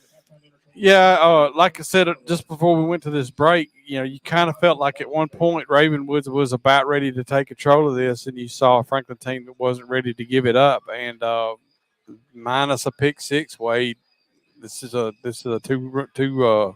two-score game, and it's just those little things that make it hard to get over a hump when you're in a losing streak, and got a brand new coach out there. You got a team that's out there trying to do the best they can do, and they're up against a powerful foe. Ravenwood is no joke. I mean, the fact that Ravenwood is willing to go out and take on the likes of Alcoa and Oakland out of Murfreesboro tells you where their heads are, right? And so, to be honest with you, I think if you're Franklin, you got to feel almost halfway decent that you're in this. At 34-14, and really could be 27-14 minus that one pick six. This was a wild first half as the Franklin band is serenading us here. We're going to drop our window for just a moment here so we can get cozy with you guys. 6-0 your score at the end of the first quarter. Game began. Franklin got a great defensive stop, forced a punt, backed up deep in their own territory, but they moved the ball out close to midfield, had to punt themselves. Second drive, we saw Ravenwood put points on the board. It was a very quick first quarter, a lot of clock bleeding off as both teams tried to use the ground to their advantage. And then things got off the rails in the second quarter. We saw big plays in all three phases of the game. Franklin had a huge kickoff return. They had a huge pass play. We saw a pick six defensively for Ravenwood. You had a little bit of everything in there. Yes. And similar to last week, but you could sense Siegel last week with their backup quarterback. They were kind of just grasping at straws on the offensive side of the ball. We've seen, however, the Admirals have moved the ball relatively well for various chunks of the night. Haven't been just dominated against the Ravenwood defense, I guess where I'm going with this. So the chance is there to kind of claw back in this game, especially when you consider the fact you get the ball to start the third quarter. Yeah, I mean, the one thing that you can do, I mean, you really can't make up the deficit without scoring that first time you got the ball, really, and can set the tone for the second half. You come out here and you go in the locker room, your coach is sitting there telling them, hey guys, we've stood up toe-to-toe with these guys. Yeah, we're down 20, but, you know, really we shouldn't even be down but about 13, and we ought to be able to go out there and cut this thing to 13 right out of the gate and reset this where it should be and see where we can go in this second half. You got to make them think they could go out there and do that, because otherwise this could turn into a horse race that they don't want to try to win. As both teams have made big plays, we see the visiting Raptors leading at 34-14 here, as the Franklin band always good out there. Always a treat, folks. I was love the bands. I was told this band in particular can throw down, and they are delivering here, folks. So we're going to let them take us to break. And again, it's 34-14. Ravenwood leads. Scott and I are back in 2 minutes. You're listening to Main Street Prep's Thursday night game of the week coverage presented by the Tennessee Highway Safety Office. At Dixon Tater Shack, we take loaded baked potatoes to a whole new level. We're not just any potato joint, we're the best this side of the Mason-Dixon line. Whether you're a traditionalist who loves classic flavors or a culinary adventurer seeking bold new combinations, we've got you covered. Located at 728 East College Street. Dine in or take out. Follow us on Facebook. Call us at 615-740-7111. It's just a few cocktails at happy hour. There aren't any cops around. After every game, we always have a few. It's no big deal. It was just a few drinks. I'm good. Hey, I can hold my liquor. I drink and drive all the time.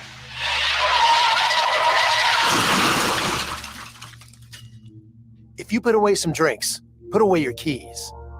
Fans don't let fans drive drunk. Brought to you by the Tennessee Highway Safety Office. Complete Service Heat and Air is a trusted provider of top-notch heating and cooling solutions dedicated to ensuring optimal comfort and efficiency for residential and commercial spaces. Complete Service Heat and Air is located in White Bluff, Tennessee. We do service and repair on heating and air the right way 24/7. Service, call us at 615-797-3997. Serving Cheatham, Davidson, Dixon, Hickman, Humphreys, Montgomery, and Williamson counties. Let's visit with Laura from Moxie Pest Control. What separates us from other companies in Tennessee, our mission to our customers is to always improve the quality of life. We're considered a full encompassing service, so we're going to take care of 50 plus different pests, and we'll always have your back. Call Moxie Pest Control at 615-469-5710. That's 615-469-5710. Or visit them at moxieservices.com. Welcome to the GR Group at Cry Like Realtors. Our team is comprised of seasoned veterans, military spouses, and other real estate professionals with strong ties to the military community. We specialize in helping our clients buy and sell homes, as well as providing comprehensive services for commercial and land properties. Whether you're relocating to the area interested in buying or selling a home, or looking for commercial or land properties The JR Group has the expertise and resources to help you achieve your real estate goals. Contact the JR Group today.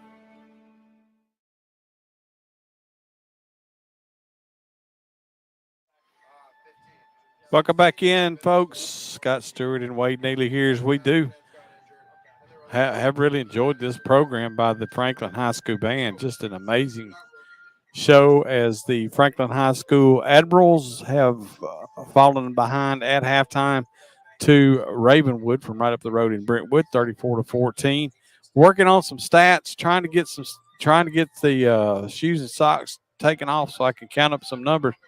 I will tell you that the running back, young running back for Ravenwood, Davis Dowling, carried that ball 17 times in the first half for 84 yards and a touchdown. Passing for Ravenwood, 83 yards on 5 of 7 passing for the two quarterbacks, and still trying to dig up a few more interesting tidbits on the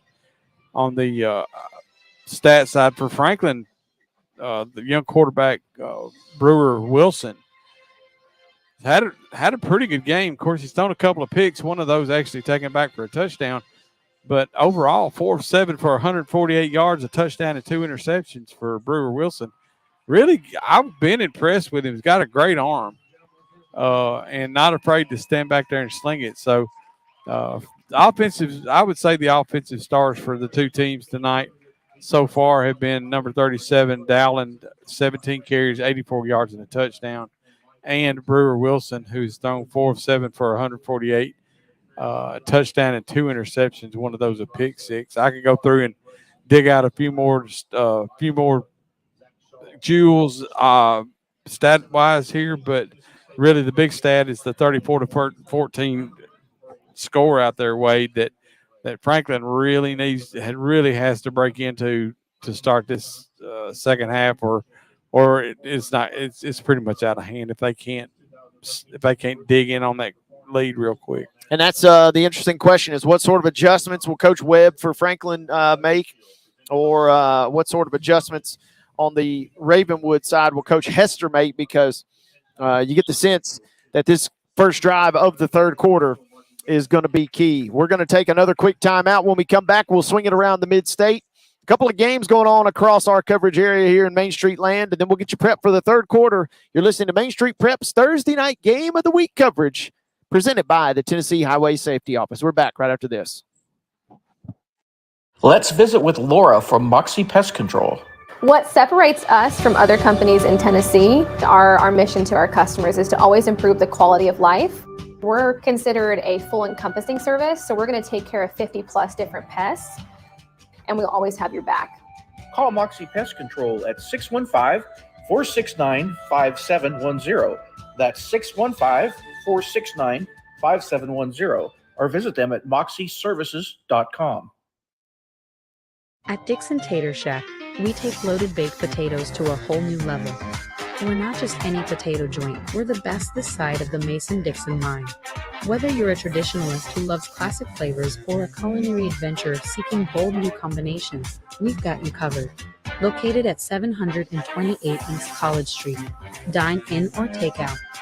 Follow us on Facebook. Call us at 615-740-7111. It's just a few cocktails at happy hour. There aren't any cops around. After every game, we always have a few. It's no big deal. It was just a few drinks. I'm good. Hey, I can hold my liquor. I drink and drive all the time.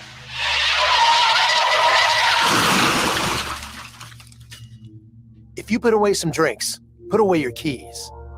Fans don't let fans drive drunk. Brought to you by the Tennessee Highway Safety Office. Complete Service Heat and Air is a trusted provider of top-notch heating and cooling solutions dedicated to ensuring optimal comfort and efficiency for residential and commercial spaces. Complete Service Heat and Air is located in White Bluff, Tennessee. We do service and repair on heating and air the right way 24/7 service. Call us at 615-797-3997. Serving Cheatham, Davidson, Dixon, Hickman, Humphreys, Montgomery, and Williamson counties. Let's visit with Laura from Moxie Pest Control. What separates us from other companies in Tennessee, our mission to our customers is to always improve the quality of life. We're considered a full encompassing service, so we're going to take care of 50 plus different pests, and we'll always have your back. Call Moxie Pest Control at 615-469-5710. That's 615-469-5710. Or visit them at moxieservices.com. Welcome to the GR Group at Cry Like Realtors. Our team is comprised of seasoned veterans, military spouses, and other real estate professionals with strong ties to the military community. We specialize in helping our clients buy and sell homes, as well as providing comprehensive services for commercial and land properties. Whether you're relocating to the area, interested in buying or selling a home, or looking for commercial or land properties, the GR Group has the expertise and resources to help you achieve your real estate goals. Contact the GR Group today.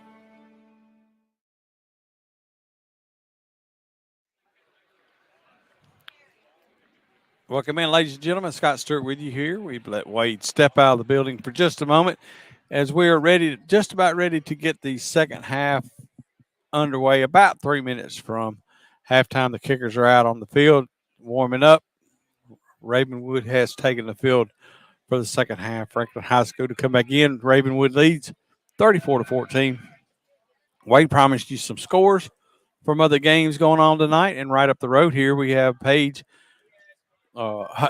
playing Hillsboro, and Page has a 14-7 lead in the second quarter. And Summit playing John Overton right now. Summit with a 16-0 lead over John Overton. Reaching out into Division I, Region 7, Springfield playing Hunters Lane. Springfield up 6-0. And Trezevant 34-0 over Martin Luther King in Memphis.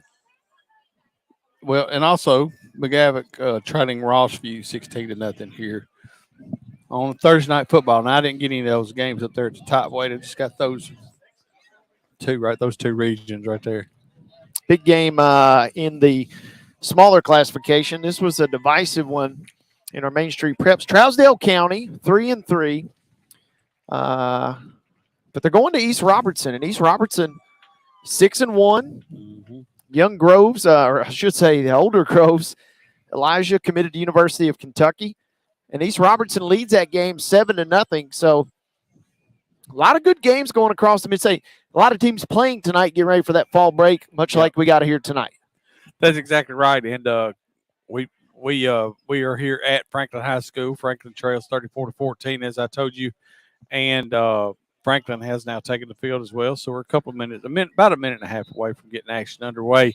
As Wade as we just gave you the rundown of the other games going on, Wade told you earlier, we will be off the next 2 weeks, and back with a special game for you coming up, the last game of regular season here on Main Street Media Radio, Thursday Night Football.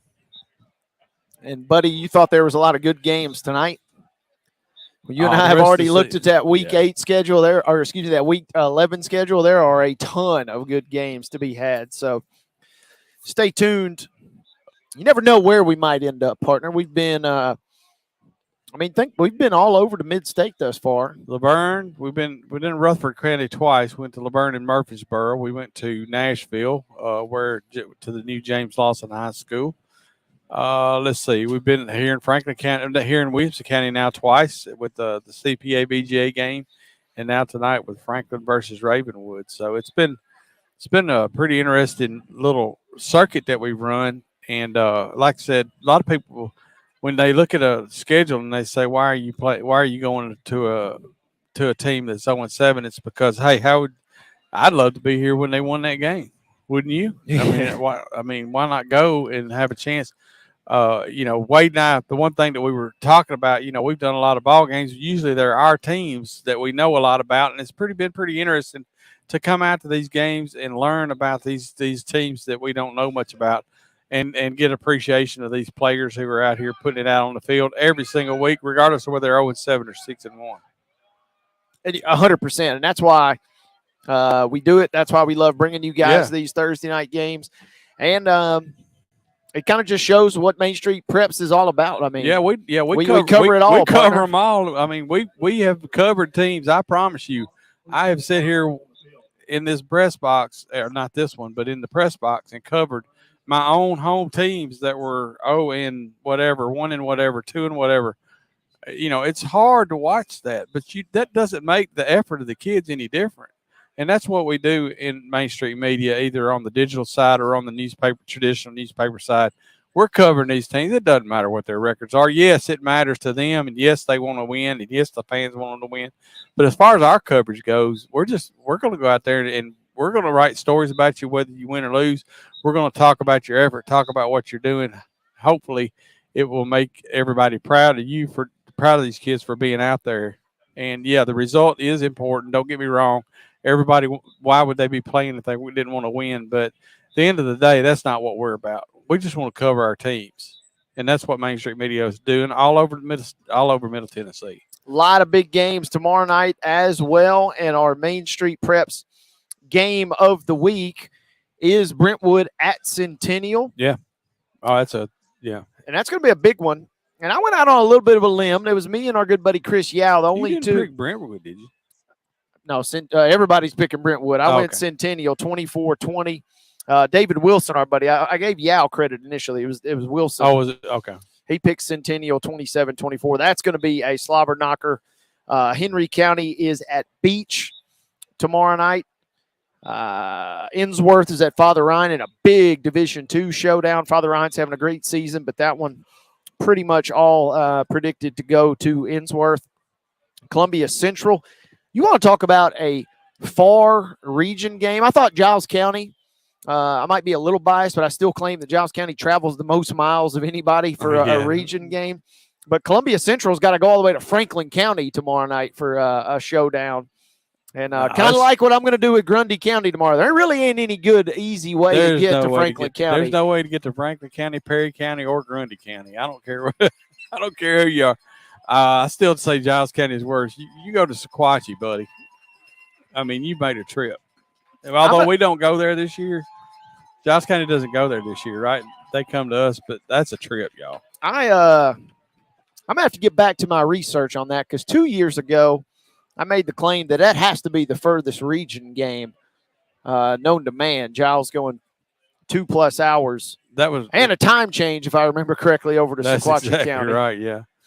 There was one year, nobody here cares, but you and I both went to 3 straight playoff games in East Tennessee. Loudon, Sequatchie, and Alcoa, right? Wasn't that right? 3 straight games over into East Tennessee. 2 straight.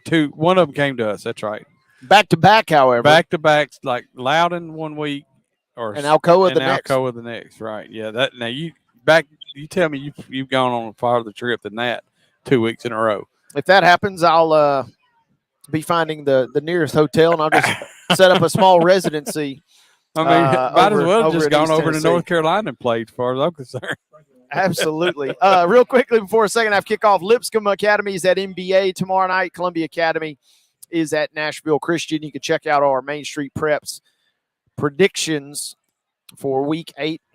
Holy smokes, Week 8 of the season is officially upon us. Just like the second half is officially upon us. 34-14 is your score. Ravenwood does have to kick to Franklin. And, Scott, you made a great point that the game really – this may sound simple, but it kind of hangs in the balance. If Franklin can put points on the board here to begin the third, it's right back in the thick of things. Yeah, I mean it's a 2-score game and a whole pretty much most of a second half to play. So they're all important from here on for Franklin, but this one's the most important next. Kick will be fielded at the 1. Did not get all the way out. Woo! Pretty good little return, but a big hit at the end of all that. And Franklin will be at its own 20, maybe it's 19, depending on the spot here. That was young Tillman that brought that ball out right from the goal line, and he was met violently there at the 22-yard line, where it'll be 1st and 10 for Franklin. So 1st and 10, they actually give him the 22. So he paid a price for it, but those 2 extra yards are given on the return there. And on 1st and 10, run up the middle. And there's big Jacob Thompson, the senior defensive lineman. Jaden Smitherman is a junior DB. He was also in on the tackle. Pick up about 3 yards, though. Good 3 yards. They're doing a little RPO kind of. He's reading the defensive end to figure out whether he wants to keep it or give it. Most times he's giving it, and then every now and then he'll pull back and let it loose. So pretty basic RPO stuff. Bringing the pressure, throwing toward the sideline, over the head of the intended receiver, Lucas Young. Heads up, coach. Head on a swivel down there. You know, and that's one thing. I always have to say this when I question play calling because I'm not a coach and I don't. But I just say what I noticed. You know, I don't think Franklin's ever been patient enough with their running game to allow it to consistently move down the field. It's like they almost feel like they have to pass some. And I'm not saying there's anything wrong with that. I'm just saying you'd like maybe to see if they can consistently move the ball on the ground and then pull back and throw. They're going to throw for it here on third down. Maybe not. Pocket breaking down. And now taking off is Brewer Wilson. And unlike Ravenwood's quarterbacks who have had acres of space to run on their scrambles, right, he's unable to come up with much. And a good stand defensively from the Raptors here. And the Admirals will be forced to punt. And to continue my point, you put yourself in a bad spot. So you get three yards on first down. You throw an incomplete pass, and now you're 3rd and 7. Instead of maybe running for a couple yards, being 3rd and 5. There's people, you know, they'll tell you they'll tell you all the time, 3rd and 5 is a lot better than 3rd and 7. And so you have a lot of different options available to you. 3rd and manageable, at least, as they like to say. Punt is away. It's going to take a good roll here. And Franklin will down it at the 32. Main Street Prep's Thursday night game of the week coverage is presented by the Tennessee Highway Safety Office. Alongside Scott Stewart, Wade Neely saying good evening. Feels great out here tonight.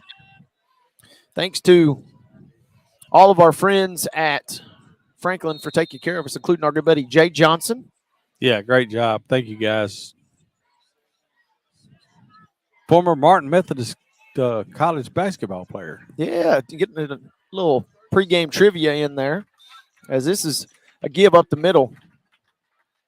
Speaking of trivia, as we still have Babalola in at quarterback here, I was chatting with the Ravenwood play-by-play man, and I said, hey, what's the deal with your quarterback rotation? Maverick Chance is probably going to be your starter / won the job, but he was injured. Okay. And so Babalola kind of wrestling some snaps away / he's coming back from injury. He throws one deep here. That's a jump ball.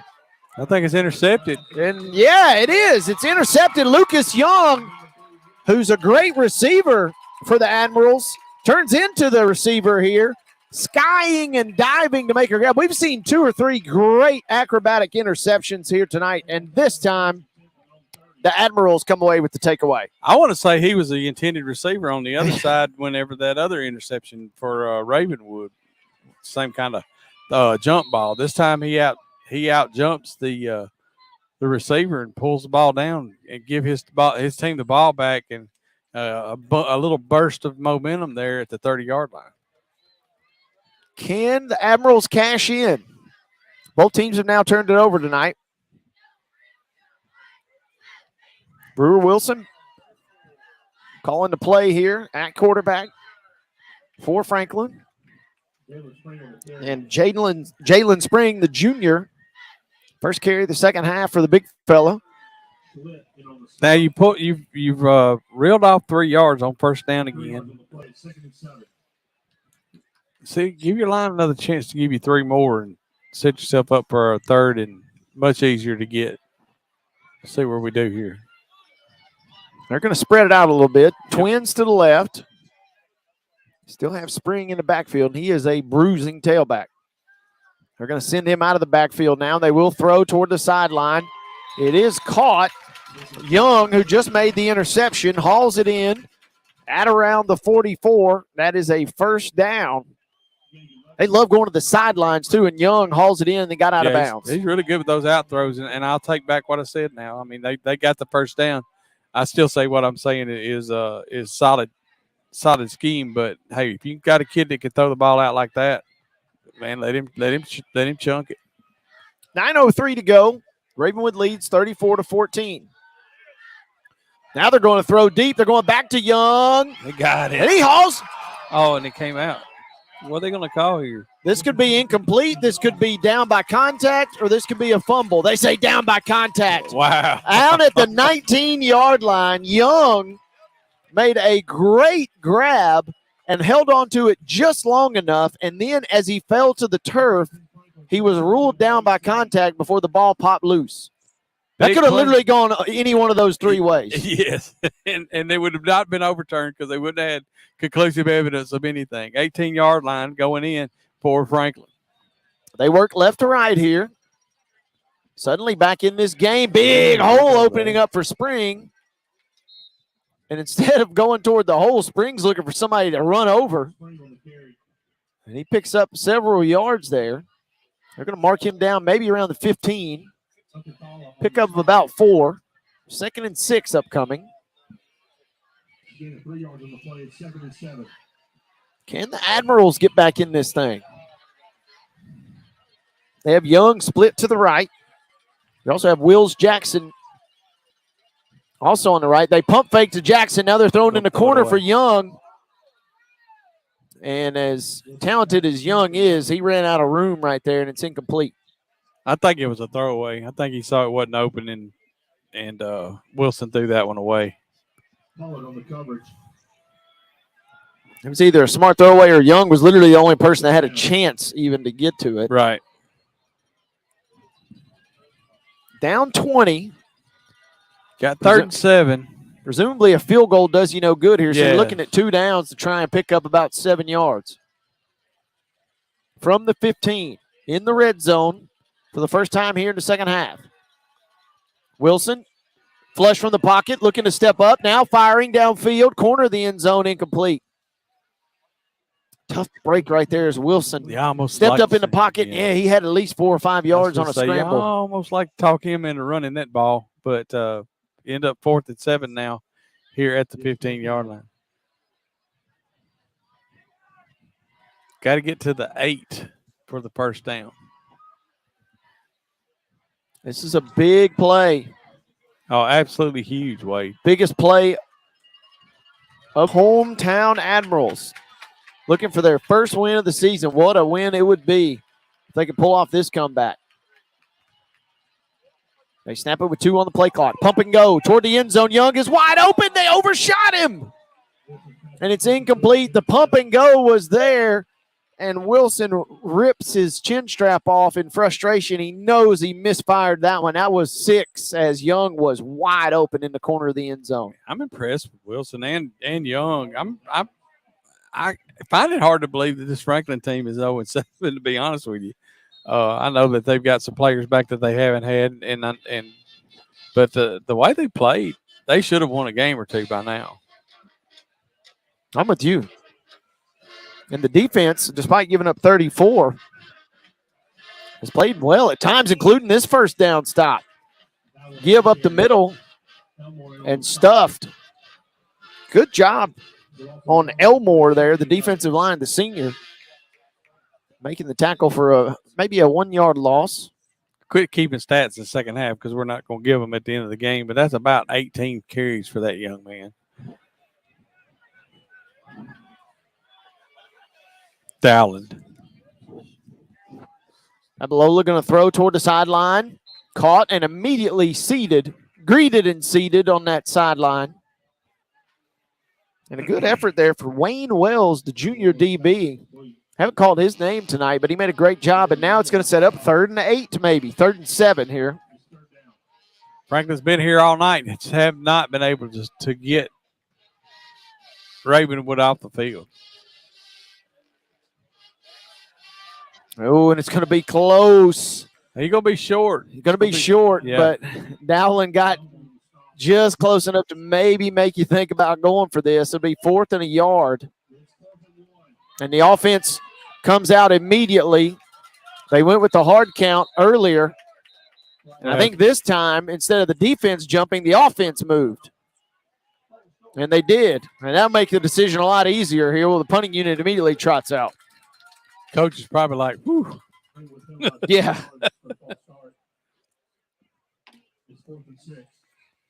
4th and 6 now.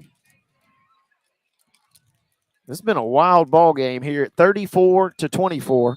Or excuse me, 34-14. It was 6-0 at the end of the first.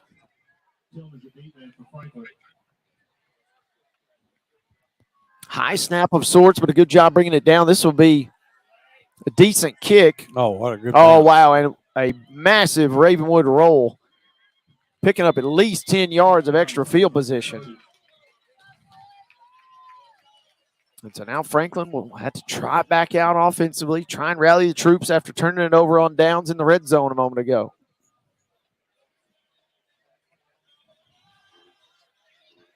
Got to give a quick Franklin alumni shout out to two good friends, former Martin Methodist. We mentioned Martin Methodist earlier. Yep. Former intern of mine at Martin Methodist, Mr. Russell Lawrence. He's been tuning in to our broadcast tonight. All right. Good evening, Russell. And then colleague of mine at the Tennessee Titans, Katie Mosley, she said, go Addies. She's rooting for her Admirals listening to the game tonight. They're playing hard, and they have the ball here. Back to that run on 1st and 10, like you've mentioned. Not And quite they're good for about 2 to 3 yards every first down tonight, it seems like. right. I just feel like it's just a little bit of impatience.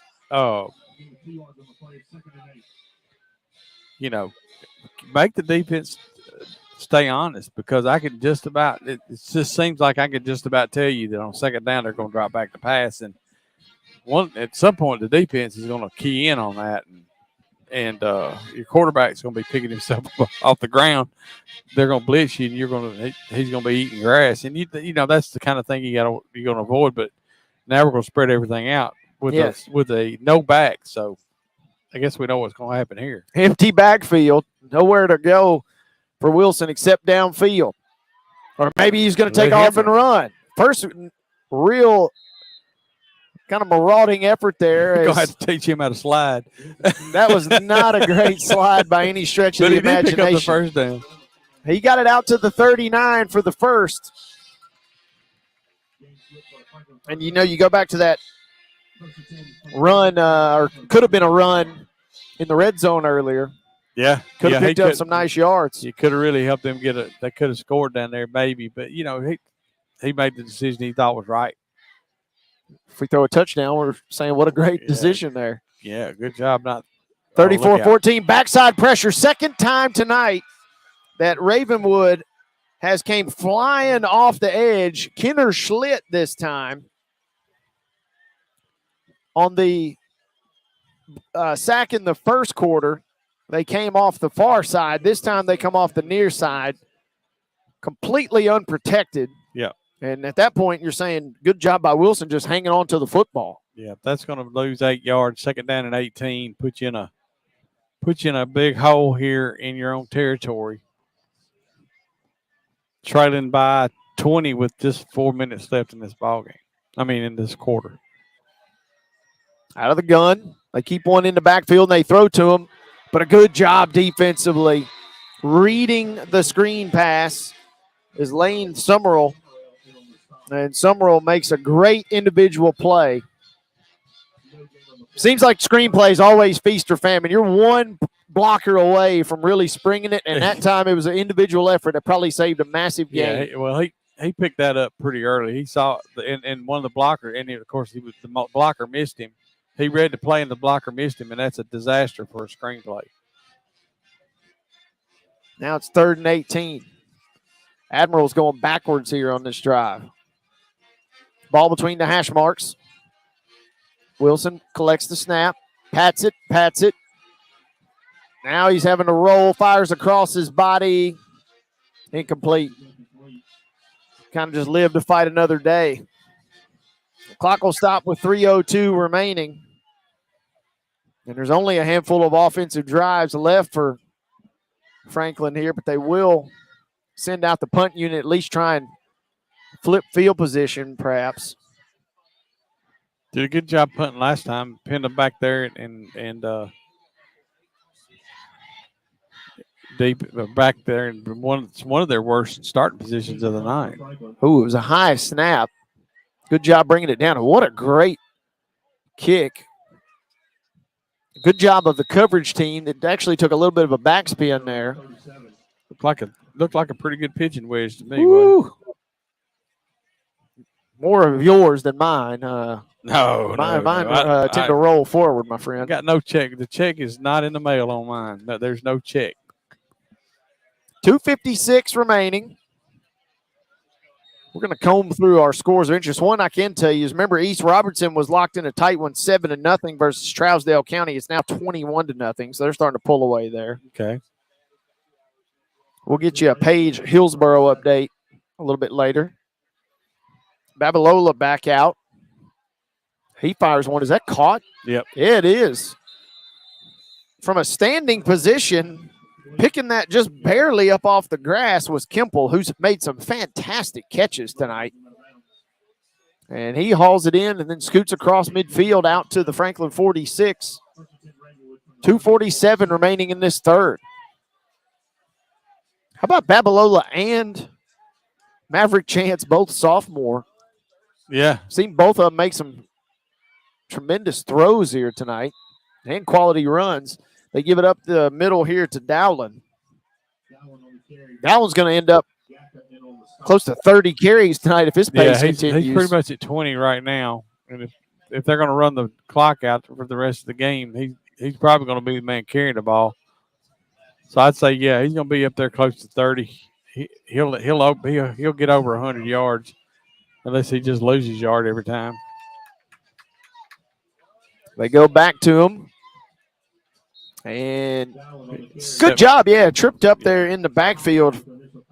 Luke Thompson made the initial contact there. Sorry. He was 17 for 84 at halftime, so he's over 20, and he's gaining yard. He's probably pretty close to 100 right now. Raptors with the lead, 34-14. It's been a punting competition here in the third quarter. You know, Franklin wants to extend this lead, Ravenwood wants to extend this lead, but they're comfortable just watching time milk off here. We're going to go under 1:30 potentially on this play. Throwing toward the end zone. Coming back to the ball. No. And incomplete. Babalola with a good throw on that sideline, and it looked like it was caught, but just out of bounds. Yeah. And good coverage there, blanketed by a Franklin defender. Clock stops at 1:30 to go. It's almost like a 30-yard back shoulder throw. He was short of the receiver. He was coming back to get it. And he caught it pretty well where he probably was out of bounds because it did look like he came down with it. We've seen a couple nice acrobatic catches on the sideline tonight. And that was a pass that was hauled in. It was just out of play. As they go back on the ground. And Dowland, who's one of the smaller players for either team out there, but he's got a lot of backup. The beef just kind of pushing him and keeping him upright. And after being met about a yard past the line of scrimmage, he picks up 8 extra yards thanks to the big hog mollies. They just kind of picked him up and just toted him with them almost.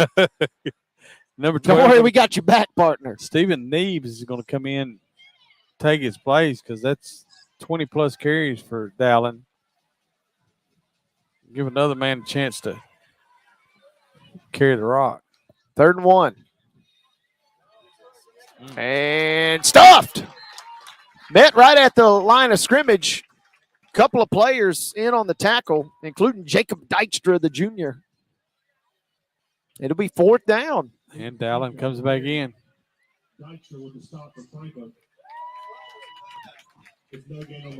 No gain on the play. One of these moments for Franklin High School right here where can you get in there and dig in and stop Ravenwood right here? They send a receiver in motion right to left. And they still got 5 seconds on the clock, and I think they're just going to wait and take a timeout here. Tried to catch Franklin Gonna let that napping there. And let that quarter clock in. Quarter clock actually was able to expire. So a scoreless third, but Ravenwood has the ball and the lead. It'll be 4th down when we begin the 4th quarter. 34-14 is your score. Scott and I are back in 1 minute. You're listening to Main Street Prep's Thursday night game of the week coverage presented by the Tennessee Highway Safety Office. It's just a few cocktails at happy hour. There aren't any cops around. After every game, we always have a few. It's no big deal. It was just a few drinks. I'm good. Hey, I can hold my liquor. I drink and drive all the time.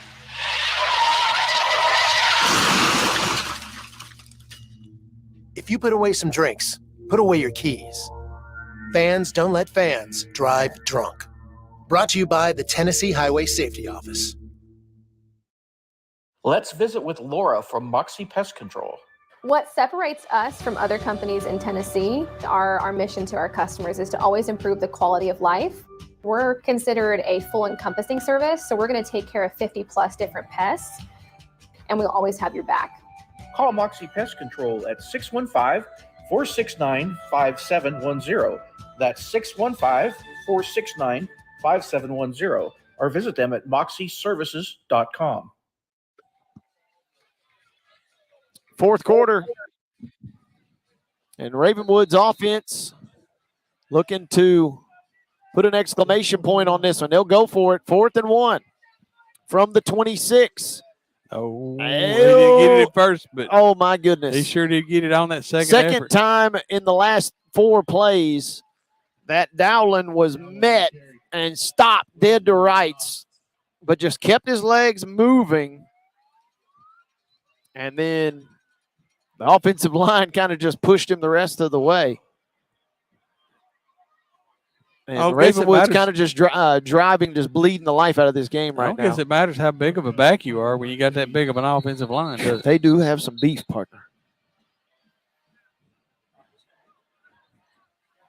34-14 is your score.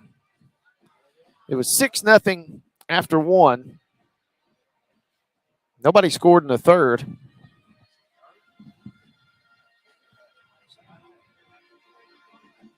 There was a lot of scoring in the second, though, Wade. Yeah, the points were flying in the second quarter.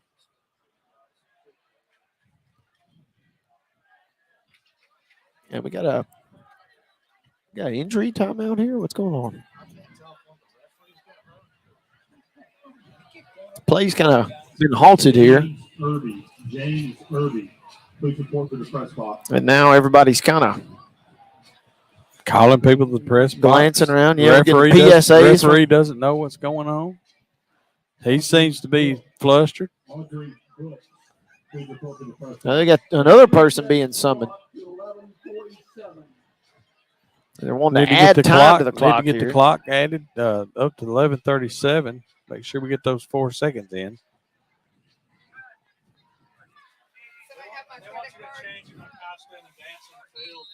Man, yeah, things are happening here at Franklin High School, folks. Whatever it is, it's all settled.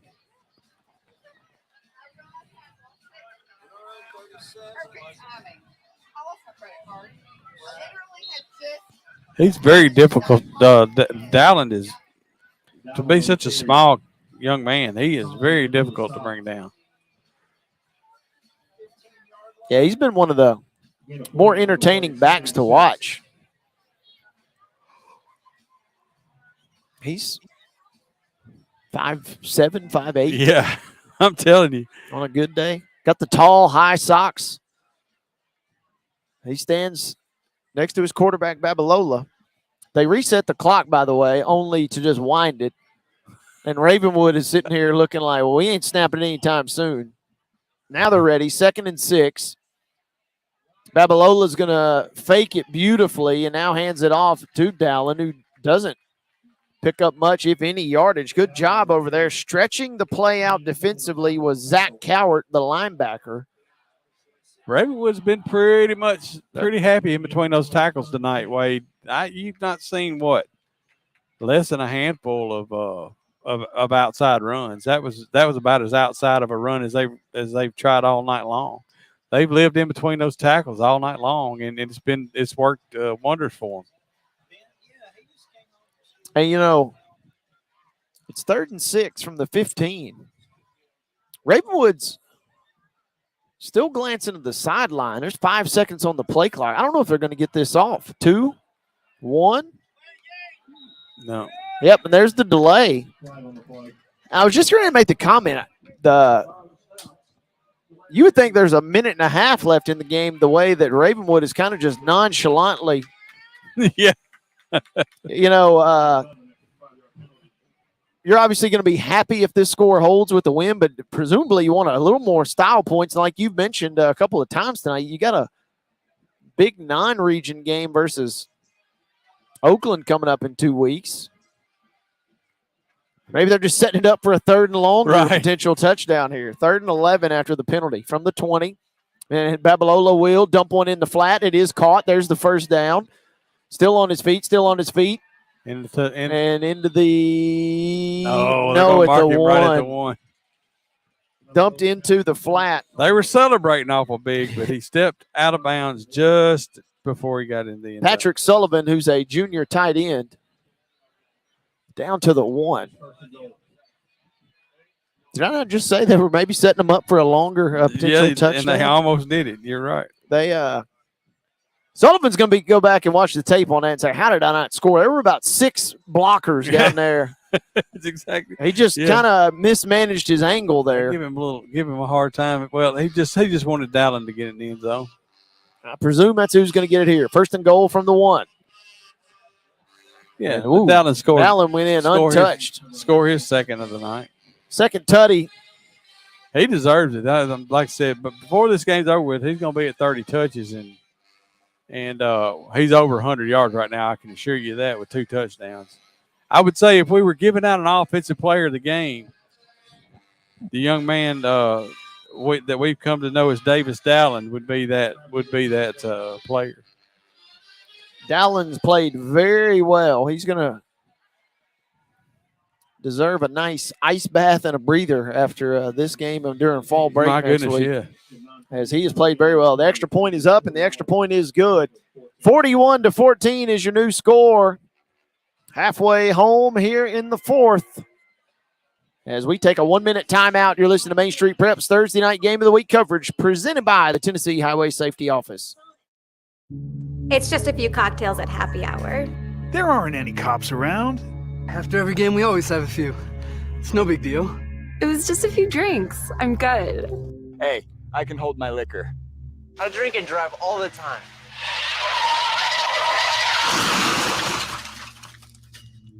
If you put away some drinks, put away your keys. Fans don't let fans drive drunk. Brought to you by the Tennessee Highway Safety Office. Let's visit with Laura from Moxie Pest Control. What separates us from other companies in Tennessee, our mission to our customers is to always improve the quality of life. We're considered a full encompassing service, so we're going to take care of 50 plus different pests, and we'll always have your back. Call Moxie Pest Control at 615-469-5710. That's 615-469-5710. Or visit them at moxieservices.com. Kickoff on the way. And Franklin watches this one go out of bounds. Other scores of interest. 4th quarter, Summit, who Ravenwood just knocked off. Looks like they're on their road to bouncing back, leading John Overton 37-0. Rossview has opened up its lead further on McGavock, 23-0. Springfield still in a tight one versus Hunters Lane, 6-0 your score that we have there. And we don't have an update since the 2nd quarter on Page and Hillsboro. That's kind of your big game. That'd be especially here, yeah. That'd be on the big TV at the Stewart House right about now. Exactly. You got your pecking order on the screens there. That'd be up at the top. Franklin with the ball offensively. This is the largest deficit of the night and going down. Hogtied and lassoed in the backfield. Good sack right there for Elliott Hampton, a junior. Hampton showing the wheels, man. He ran Brewer Wilson down. coming in there, the big offensive lineman, junior offensive lineman, moving quick. That's one of those you're going to watch back on tape. Make sure everybody on the team sees that. Say, you see that? I got a little hustle about me. Run that back, coach. Franklin's got to pull a miracle here. Second straight week, we've seen a really close game get out of hand in the fourth quarter, as dumped in the flat. Wilson was nearly beheaded in the backfield, but he triggered it to his safety valve, the running back spring. Uh-oh. I have a hold. Looks like Schlitt came through. The young man who's had the, holding. When I said uh-oh, I saw him come free, but somebody jumped out in front of him but had to hold him to keep him from sacking the quarterback. So he didn't get to the quarterback, but the result's going to be the same. It's going to be a 10-yard penalty. As the rain has returned here, and the Franklin faithful are breaking out the umbrellas here. New score, third quarter, I can tell you, Page 28, Hillsboro 7. So the Patriots, they got a big game in that final week of the season, you know. Mm-hmm. Watch it. A lot of folks are wondering where we might end up that final week. That could be one. Wilson's going to sling it deep, intended for Young, and that would have been one for the highlight reel. Young has already made some really great catches, and he nearly pinned it. If he'd done the David Tyree catch, that would have been it, right? Nearly pinned it on the helmet right there. Lucas Houston. You had Lucas Young versus Lucas Houston, and I guess technically Houston wins the battle, although Young made a great effort. That last week of the season, I think one of the best running backs that in the state, who doesn't live very far from Giles County, plays right across the line in Marshall County, won Ben Franklin at Cornersville. They play that last Thursday. Cornersville. And it's a big game for them against Eagleville, too. Cornersville and Eagleville in single A. So that's another one of those possibilities floating around out there. You know, what we could do, as Franklin will have to punt, rain really coming down now with 8 minutes and change remaining, 41-14 is your score. We could strap you, myself, and Kulik with headsets and just strike out to 3 different locations and just see what happens. There'd be 3 games worth it. There's at least 3 games worth that. That last week of the season is going to be spectacular, folks. There's a game. As Franklin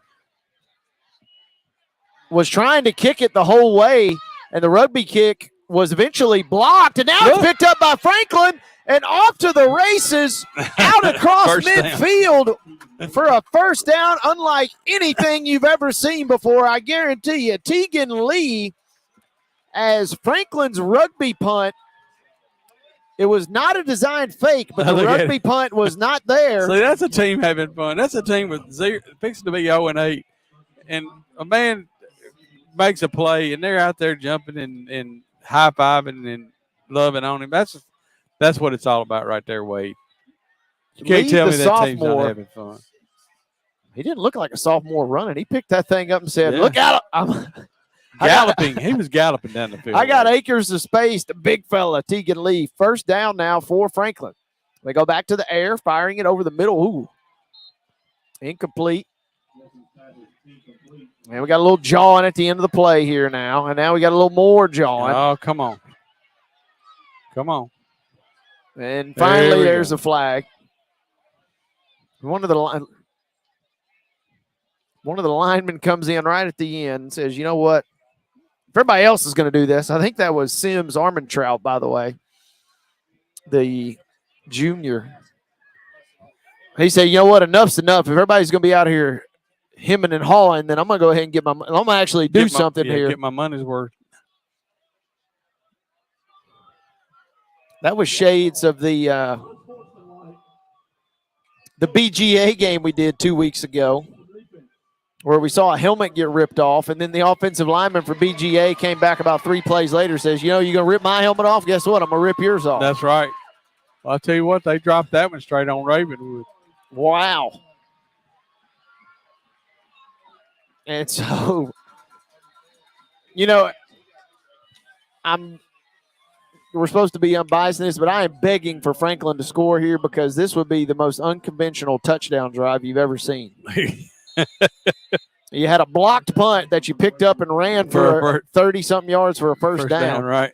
Now you got a penalty aiding it. There he is. And there's you got your wish there, look baby. out, young man. Gacka goes into the end zone. 34 yards. Why not? Hey, we've had everything else tonight, Wade. This has been a wild second half. No points in the third quarter. Ravenwood just kind of going about its business. Franklin punts a moment ago. The punt is blocked, but it's picked up offensively. Ran for a first down. There's a lot of extracurricular on a play. You're thinking there's going to be a personal foul against Franklin. It's against Ravenwood. And on the very next play, Wham, the bam, thank you, seam man. route to Sean Gacka, the junior, hauling it in. Well, they're within 20 points again, Wade. Do you dare onside kick it right here? I mean, I feel like you might as well, right? 6:44 to go. And I'll be honest with you, I will say this: that pass play right there, that down the seam pass to number 5, it's open about every other time that they run a pass play. He's usually running wide open right down the middle of the field. So. I feel like that's they scored on a similar play. Yeah. In the first. Well, half. he got down to the. That's right. It was horse collar. Got a horse collar down there. Franklin will line up. Again, a lot of the headlines this week around this game revolving around the dismissal of head coach Alex Milton after 27 games, 1-26. They turn the reins over to Donnie Webb. And, this is a Franklin bunch still winless, but they got some positives coming out of this game, I feel like. Yeah, kick this onside kick. Thank you.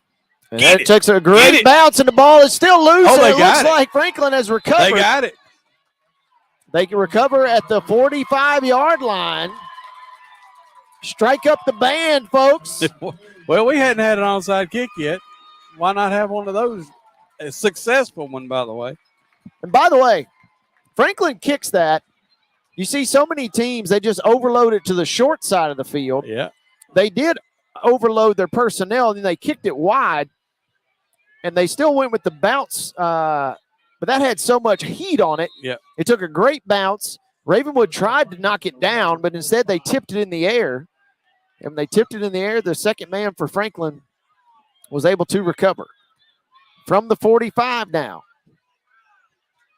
Got a feeling this one's going in the air. Low snap. Wilson fires deep.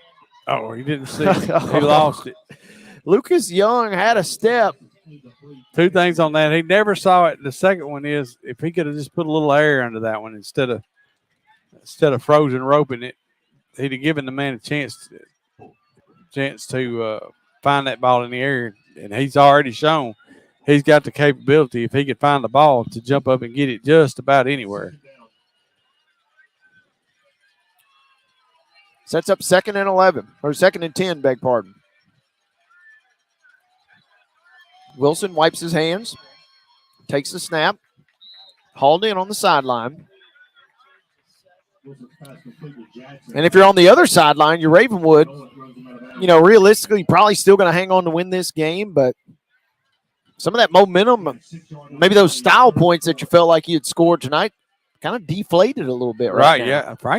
Franklin has taken it right to Ravenwood tonight. Franklin, I'll say this again. I said it a while ago. I have a hard time believing it, that they don't have a win.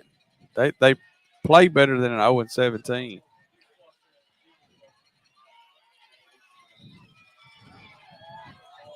And this is hauled in. And believe me, Wade, I've seen a few 0 whatever teams in my lifetime.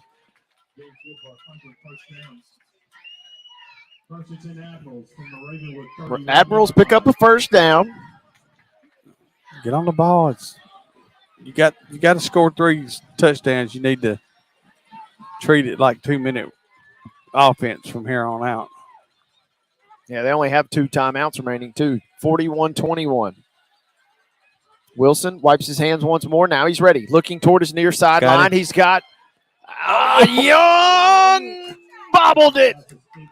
Man, I'd like to see Wilson. Had it on his fingertips and just couldn't quite haul it in. I'd like to see Wilson just get a little more arc on that ball, wouldn't you? I mean, it's a little flat on the trajectory, which makes it hard to catch those.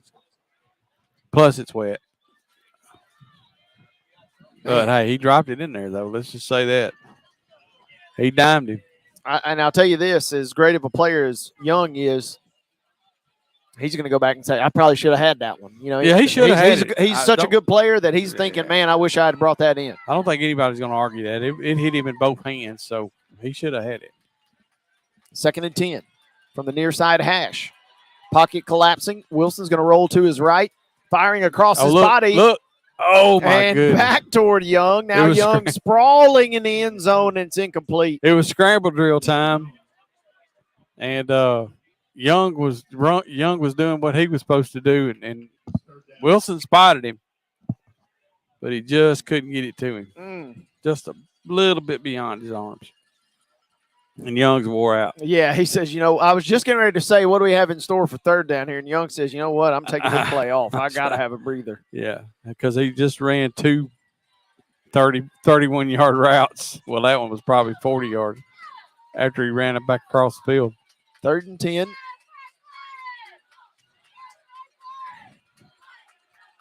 With Spring in the backfield, they throw it to Spring. He hauls it in. A good tackle there by Ravenwood. He's going to end up losing a yard on that. Yeah, pushing him. Good job of just working the angles there. That was Aiden Carey. But we have a personal foul, roughing the passer. That is that's another gift from Ravenwood to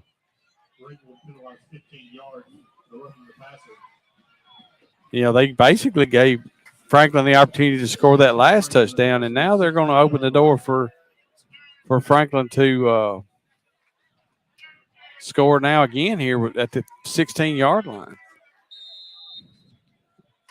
Franklin 41-21. Franklin decided they're not ready for this game to be over with yet. Not going quietly into that fall break night just yet. Not yet. On an empty backfield look. Hauled in. Jack Flynn. Flynn's the sophomore tight end. Give him 6. Got out of bounds, which they've done a good job. We talked about it earlier of throwing those out routes, those routes that put them on the sidelines. Wilson's got a strong arm. Wilson's a quality junior quarterback. Yeah, he definitely is. If he had a little size on him, he'd be getting some offers, and he may be anyway, but he definitely would get some if he had the right size, had a little bit more size. Empty backfield yet again. Quick throw, hauled in by Young. Young is brought down at around the 5, maybe the 6. And I think he just has the first down. Close to the first down. Yeah, and Wilson's like, hey, let's move it. Let's go. 1st and goal. 41-21. 1st and goal, yeah, now it's 6. And the crowd is kind of really realizing this, saying, hey, this thing's not quite all the way over yet. Let's get this offense in motion. We'd love to score in the next play or two here. A lot of time coming off, though. Down to 10 on the play clock. Wilson looking, patting the ball. Beautiful move. What a move. Route. Holy moly. Lucas Young absolutely froze a defender. My goodness. And then Wilson dropped it in the back corner of the end zone for a touchdown. That was the hook. That was one of the best routes we've seen it was all a hook season and go, long. man. It was a hook and go. He hooked up right at the goal line and he bit on it. And he was so wide open back there in the back of the end zone that Wade could have hit him. So, my goodness, that was an impressive route. PAT is coming up from Bagwell here. Hold is good. Kick is good. Well, look at there, Wade. And just like that. 41-28 now. 13-point game. Yeah, it is 28.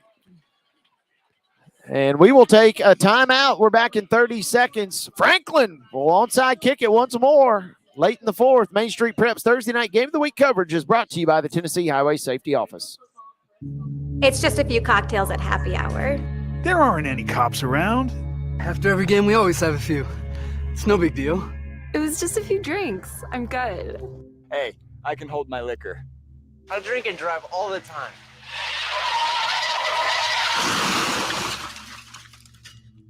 If you put away some drinks, put away your keys.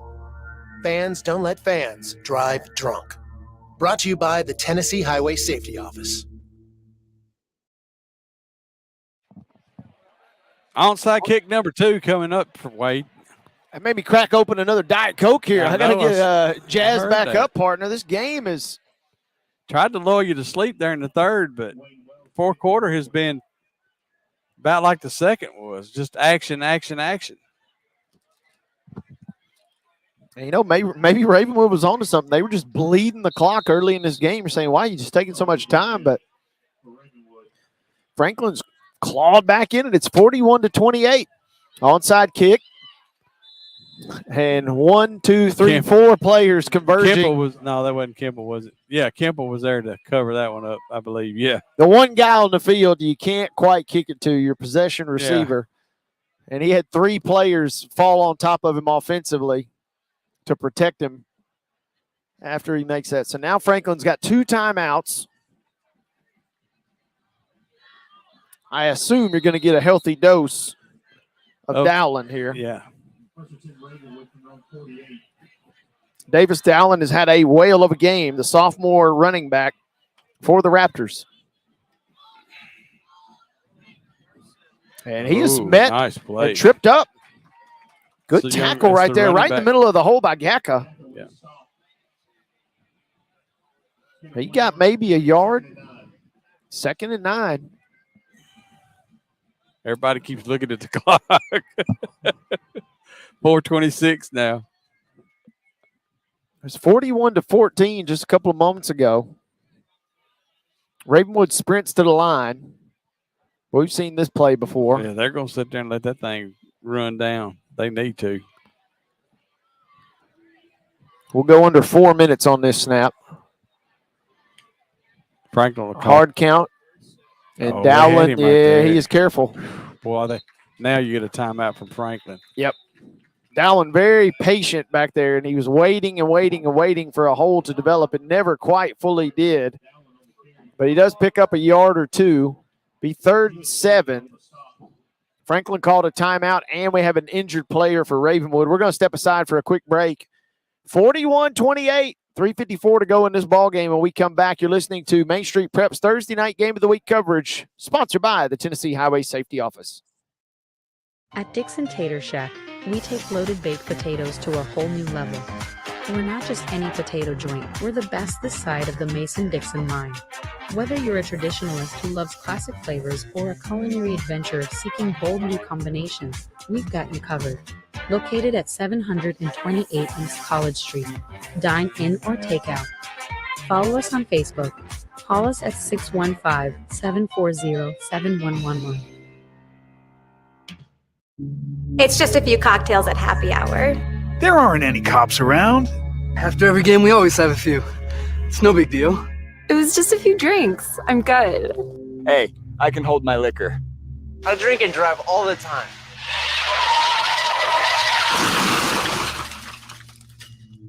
If you put away some drinks, put away your keys. Fans don't let fans drive drunk. Brought to you by the Tennessee Highway Safety Office. 3rd down. As we welcome you back in, Main Street Prep's Thursday night Game of the Week coverage is sponsored by the Tennessee Highway Safety Office. Franklin just burned its 2nd timeout. It was 41-14. Now it's 41-28. Does Ravenwood even think about throwing the ball? I don't see how you do it. This is a huge 3rd down. No. And there's the give to the left. Ooh, they got him. He's short. Yeah, going to be a little shy here. Is Dowland. So it's going to be 4th down and about a yard, Wade, and we've seen them go for 4th down. But now the question is, do you dare go for 4th down and a yard out at the Franklin 43-yard line? If you don't get Give this, them you a give short- Franklin short a field, short yeah. field. Shorter field anyway. Give them a chance to score quick. It's 3:46 left in this game. They just called their final timeout. I mean, I'm punting this ball, buddy. I mean, I'm kicking it away. But if they're going to score, but of course they've shown that they can score fast. They scored like 16 seconds earlier in this game.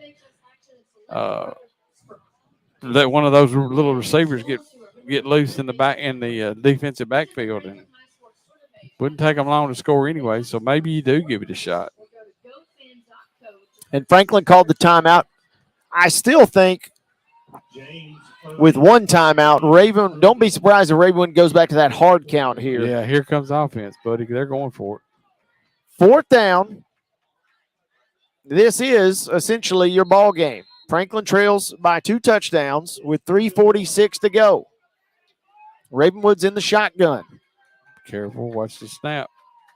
Yeah, they tried. They will snap it. He got it. And Dowling picks up the first down. The one thing that they did there on those 2 plays, as I told you earlier in this game, Ravenwood's great coaching. Ravenwood has been living up the middle, between the tackles all night long. And those last 2 plays when they needed the yardage, they went right outside the tackle. And, Franklin's not used to seeing it, and he was able to pick up the necessary yardage for the first down. Great coaching, great scheming, yeah. Coach Hester rolling the dice, coming up big. Also helps when you got big number 71, Kyle Larkin, and little out number there. 37 running the ball, right? Yeah. A tall and a small out there combining for that first down. 3:05 to go now. Ooh, and a dangerous snap with the backup, as it were, quarterback in. The third string guy. I guess, Yeah, excuse me. Yeah. Lucas Geis in. Or Lucas Geis, beg pardon, and he does pick up a first down. That was nearly a disaster. The snap was a little wide. He one-handed it. Snagged it to call his own number there. Picked up 10 yards on it too, though.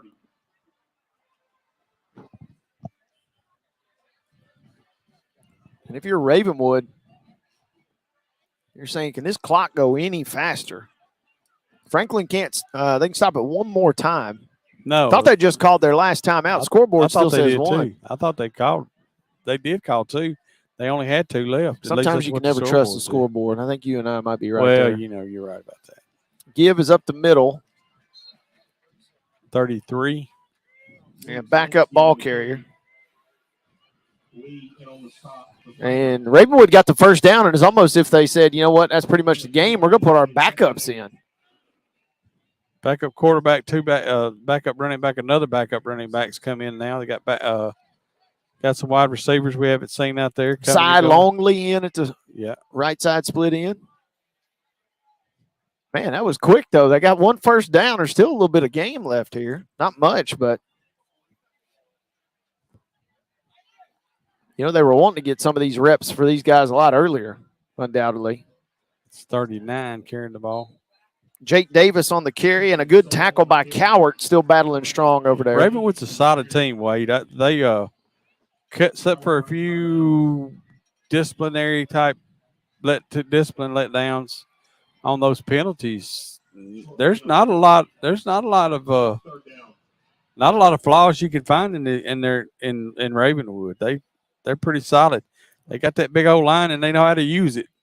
Only loss on the season. Like a man with a bat. I got this bat. I know how to use it. I got this big old lineman, and I know what to do with them. Only loss on the season, week 1 to Alcoa, the 3A behemoth, 8-time defending state champ. They rattled off 6 in a row, and they're just a couple of seconds away from setting up. The ball came loose, and there's a massive scrum for it, and Ravenwood falls on it, looks like. Number 36 was the ball carrier, and he had found some room to run in traffic there, and it was in the in traffic part that kind of got him because somebody reached in there and swatted the ball out. Elijah Moran fumbles the ball, and goodness. Both these teams are off next week. Franklin will have 2 more cracks at their first win. Yeah, Franklin's off next week, and Ravenwood's got a lot better team that they're going to be facing. And we went and saw them last week. Oakland And Patriots. now there is a knee, and that will take us to our finish. Ravenwood leads it wire to wire and wins it tonight. 41-28 is your final. It was a little scary in the first half for Ravenwood, and it was unusually scary at times in the fourth quarter for Ravenwood, but the Raptors win it, running away. 7 straight wins for Ravenwood over Franklin here tonight. They take it 41-28. Good job. Yeah, I was just saying as we were writing this down, I'm very impressed with Ravenwood. I would say nothing real flashy, but very solid team. Who got a as I like to call it, the tough road to hoe next week against a really good Murfreesboro Oakland team. And they came out here and took care of business. There's a few, like I said, let down in discipline a couple of times. Got some penalties that really hurt them, and against a good team next week, they're gonna have to limit that. But then you got to call out Franklin here. You come in here, you see a team 0-7, and you think, what are we going to get? We got a team that really looks better than any 0-7 team I've ever seen. And I predict. I don't know if I can predict one this year because I'm not sure who they play, but I predict a win fairly soon for Franklin. They've got the talent, they got the players, they got the will. They never gave up tonight. I see a win coming for them, and I hope they get one. You see kids come out here and lay it on the line. I'd like to see them get a win one night. They do fall tonight, however, as the visitors, the Raptors of Ravenwood, take it 41-28. That will wrap up our broadcast tonight. Once again, thank you to all of our staff here at Franklin High School for taking such great care of us. And thank you to everybody for tuning in. For Scott Stewart and our producer, Justin Kulik, I'm Wade Neely saying so long as Ravenwood knocks off Franklin 41-28. We'll see you in 2 weeks for our final broadcast of the regular season.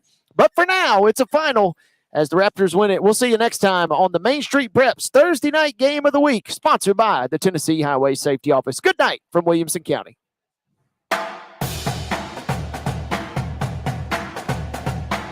You've been watching the Main Street Preps Thursday night game of the week. Nobody brings you more comprehensive coverage of high school sports in Middle Tennessee than Main Street Preps. The Main Street Preps Thursday night game of the week was brought to you by the Tennessee Highway Safety Office. Remember, fans don't let fans drive drunk.